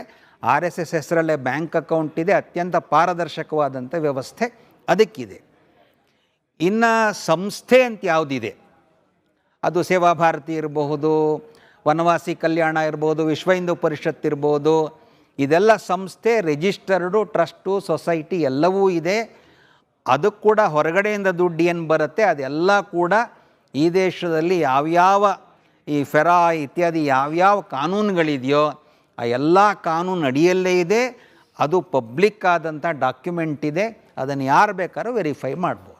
ಏನೊಂದು ಮಾನಸಿಕತೆ ಇದೆ ಪ್ರಿಯಾಂಕ್ ಖರ್ಗೆ ಅವ್ರು ಹಿಡಿದು ಮತ್ತು ಇಷ್ಟು ದಿನದ ಈ ಮಾನಸಿಕತೆ ಇದೆ RSS ವಿರುದ್ಧ ಅಂತ ಅನ್ನೋದು, ನಿಮ್ಮ ವೀಕ್ಷಣೆಯಲ್ಲಿ ಈ ಥರದ ಮಾನಸಿಕತೆ ಎದಕ್ಕಿದೆ ಅಂತ ಏನಾದರೂ ನಮಗೆ ಒಂದು ಇನ್ಸೈಟ್ ಹೇಳ್ಬೋದಾ? ಈ ಥರದ ಮಾನಸಿಕತೆ ಅವ್ರ ಹತ್ರ ಯಾಕಿದೆ ಅಂತ ಕೊನೆಯದಾಗಿ ಒಂದು ವೇಳೆ ಅವ್ರು ನಿಷೇಧ ಮಾಡಿದರೆ ಸಂಘ ಅದಕ್ಕೆ ರೆಡಿ ಇದೆ ಈ ನಿಷೇಧನ ವಿಚ್ಛೇದನೆ ಮಾಡೋಕ್ಕೆ ಅಂತ ಅನ್ನೋದು. ಈಗ ಮಾನಸಿಕತೆಯಲ್ಲಿ 3-4 ಕಾರಣ ಇರಬಹುದು. ನನಗೆ ಅಕಸ್ಮಾತ್ ಶಕ್ತಿ ಇದ್ದಿದ್ದರೆ ನಾನು ಪ್ರಿಯಾಂಕ್ ಖರ್ಗೆ ಅವರ ಮನಸ್ಸಿನೊಳಗಡೆ ಹೋಗಿ ತಿಳ್ಕೊತಾ ಇದ್ದೆ. ಆ ಶಕ್ತಿ ಇಲ್ಲದ್ರಿಂದ ನಾನು ಅಂದಾಜು ಮಾಡ್ತಾ ಇದ್ದೀನಿ. ಒಂದು ರಾಜಕಾರಣ, ಎರಡನೇದು ಕೆಲವರಿಗೆ ಈ ದ್ವೇಷ ಮಾಡುವುದು ಅನ್ನುವುದು ಅವರ ಟ್ರೈನಿಂಗಲ್ಲಿ ಬಂದುಬಿಟ್ಟಿರುತ್ತೆ. ಈಗ ಉದಾಹರಣೆಗೆ ಕಮ್ಯುನಿಸ್ಟ್ ಸಿದ್ಧಾಂತದಲ್ಲಿ ಬಂದವ್ರಿಗೆ ಎಲ್ರಿಗೂ ಅವ್ರ ವಿರುದ್ಧ ಇವರು, ಇವ್ರ ವಿರುದ್ಧ ಅವರು ಅಂತಲೇ ನೋಡಬೇಕು ಅಂತ. ತಪ್ಪುಗಳಿದ್ದರೆ ಹೊಂದಾಣಿಕೆ ಮಾಡೋದು, ಸರಿ ಮಾಡುವುದು ಹೇಗೆ? ಯಾಕೆಂದರೆ ತಪ್ಪಿರೋದು ನೋಡಿದಾಗ ಫಸ್ಟ್ ರೆಸ್ಪಾನ್ಸ್ ಏನು ಅಂದರೆ ಸಿಟ್ಟು ಬರುತ್ತೆ. ಆದರೆ ಸಿಟ್ಟಿನಿಂದ ಪರಿಹಾರ ಆಗಲ್ಲ. ಅದಕ್ಕೆ ಆ ರೀತಿ ಮೆಂಟ್ಯಾಲಿಟಿ ಇಲ್ಲದಿದ್ದರೆ ಅವ್ರಿಗೆ ಎಲ್ಲರೂ ವಿರುದ್ಧ ಬೈತಾನೇ ಇರೋದಿರುತ್ತೆ. ಆ ಥರ ಈಗ ವಿರೋಧ ಪಕ್ಷದಲ್ಲಿ ತುಂಬ ದಿವಸ ಇದ್ದುಬಿಟ್ರೆ ಆ ವಿರೋಧ ಮಾಡುವುದೇ ನಮ್ಮ ಕೆಲಸ ಅಂತ. ಆಡಳಿತದಲ್ಲಿ ಇದ್ದೀವಿ ನಾವು, ಆಡಳಿತ ಮಾಡಿ ಜನಕ್ಕೆ ಒಳ್ಳೆಯದನ್ನು ಕೊಡಬೇಕು, ಆ ಜಾಗದಲ್ಲಿ ಇದ್ದೀವಿ ಅಂತ ಮರ್ತೋಗಿ ಆ ಧಿಕ್ಕಾರ ಕೂಗೋದು ಸ್ವಭಾವ ಇದ್ದುಬಿಟ್ರೆ ಹಾಗೆ ಮುಂದುವರೆದು ಬಿಡುತ್ತೆ. ಹಾಗೆ ಮುಂದುವರೆದಿರಬಹುದು ಅಂತಲೂ ನನಗನ್ಸುತ್ತೆ. ಸರ್, ನಾನು IT ಉದ್ಯೋಗಿ. ಈ ಮೊನ್ನೆ ಪಥಸಂಚಲನದಲ್ಲಿ ಒಬ್ಬರ ಸರ್ಕಾರಿ ನೌಕರ ಭಾಗವಹಿಸಿ ಅವರು ಸಸ್ಪೆಂಡ್ ಆಗಿದ್ದಾರೆ. ಕಾನೂನಿನಲ್ಲಿ ಈ ಥರ ಅವಕಾಶ ಇದೆಯಾ? ಯಾವುದೇ ಸರ್ಕಾರಿ ನೌಕರ ಭಾಗವಹಿಸಬೇಕು ಮತ್ತು ಭಾಗವಹಿಸಬಾರ್ದು ಅಂತ? ಯಾಕಂದರೆ ಇದು ಆತಂಕ ತುಂಬ ಜನರಲ್ಲಿ ಕಾಡ್ತಾ ಇದೆ. ಇದೇ ಥರ ತುಂಬ ಜನ ಸರ್ಕಾರಿ ನೌಕರು ಭಾಗವಹಿಸಿರ್ತಾರೆ. ಅವರ ಮುಂದಿನ ಪರಿಸ್ಥಿತಿ ಏನು? ಸಂಘ ಅದನ್ನ ಯಾವ ರೀತಿ ನೋಡುತ್ತೆ? ಈಗ ಒಂದು ಸಸ್ಪೆನ್ಷನ್ ಅನ್ನುವುದು ಸಾಮಾನ್ಯವಾಗಿ ಸರ್ಕಾರದ ವ್ಯವಸ್ಥೆಯಲ್ಲಿರುವಂಥ ಭಾಳ ಸಾಮಾನ್ಯ ಪ್ರಕ್ರಿಯೆ. ಸಸ್ಪೆಂಡ್ ಮಾಡಿದಾಗ ಒಂದು ನೋಟಿಸನ್ನು ಕೊಡ್ತಾರೆ, ಯಾಕೆ ಮಾಡಿದ್ದೀವಿ ಅಂತ ಅದಕ್ಕೆ ಉತ್ತರ ಕೊಡಬೇಕು. ಉತ್ತರ ಕೊಟ್ಟ ಮೇಲೆ ಅದು ಸರಿಯಾಗಿದ್ದರೆ ಸಸ್ಪೆನ್ಷನ್ ರಿವೋಕ್ ಮಾಡ್ತಾರೆ. ಇದನ್ನು ಇನ್ನೂ ಮುಂದುವರಿಸಿದ್ರೆ ಸಸ್ಪೆನ್ಷನ್ನ ಡಿಸ್ಮಿಸಲ್ ಆಗಿ ಹೋದರೆ ಕೋರ್ಟ್ನಲ್ಲಿ ಚಾಲೆಂಜ್ ಮಾಡಬೇಕು.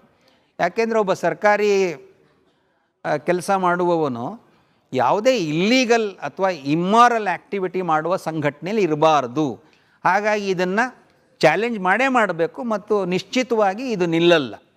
ಹಾಗಾಗಿ ನಾನು ಹೇಳೋದು ಏನಂದರೆ ಸಂಘದ ಕೆಲಸ ಇದು ಅತ್ಯಂತ ಜಗಜ್ಜಾಹೀರಾದಂತಹ ದೇಶಕ್ಕೆ ಪೂರಕವಾದಂಥ ಕೆಲಸ. ಹಾಗಾಗಿ ಯಾರು ಹೆದರೋ ಅವಶ್ಯಕತೆಯೂ ಇಲ್ಲ. ಮತ್ತು ಈಗಾಗಲೇ ಯಾರ್ಯಾರು ಈ ಥರ ಅಕಸ್ಮಾತ್ ಕಷ್ಟಕ್ಕೆ ಬರೋರಿಗೆ ನಾವು ಸಹಾಯ ಮಾಡ್ತೀವಿ ಅಂತ ಹೇಳೋ ವಕೀಲರು ಕೂಡ ಮುಂದೆ ಬಂದಿದ್ದಾರೆ. ಹಾಗಾಗಿ ಹೆದರೋ ಯಾವ ಅವಶ್ಯಕತೆಯೂ ಇದರೊಳಗಡೆ ಇಲ್ಲ. ಮತ್ತು ಯಾವ ಕಾನೂನು, ಯಾಕೆಂದರೆ ಇಷ್ಟು ವರ್ಷದಲ್ಲಿ ಈ ಥರದ ಬೇಕಾಷ್ಟು ಕೇಸ್ಗಳಾಗಿ ಒಂದೇ ಒಂದು ಕೇಸ್ನಲ್ಲೂ ಇವತ್ತಿನವರೆಗೂ ಯಾರಿಗೂ ಶಿಕ್ಷೆನೂ ಆಗಿಲ್ಲ, ನೌಕರಿನೂ ಹೋಗಿಲ್ಲ. 2002ರಲ್ಲಿ ಸಮಾಗತ ಎಂಬ ಸಂಗಮದಲ್ಲಿ ನಮ್ಮದು RSSನ ಪ್ರೋಗ್ರಾಮ್ನಲ್ಲಿ ಈಗಿನ ಏನು ರಾಷ್ಟ್ರೀಯ ಕಾಂಗ್ರೆಸ್ ಪಕ್ಷದ ಅಧ್ಯಕ್ಷರಾದಂಥ ಮಲ್ಲಿಕಾರ್ಜುನ್ ಖರ್ಗೆ ಅವರು ಆ ಒಂದು ಕಾರ್ಯವನ್ನು ನೋಡ್ಲಿಕ್ಕಂತ ಬಂದಿರ್ತಾರೆ. ಆಗ ಅವರು ಗೃಹ ಮಂತ್ರಿ ಆಗಿರ್ತಾರೆ.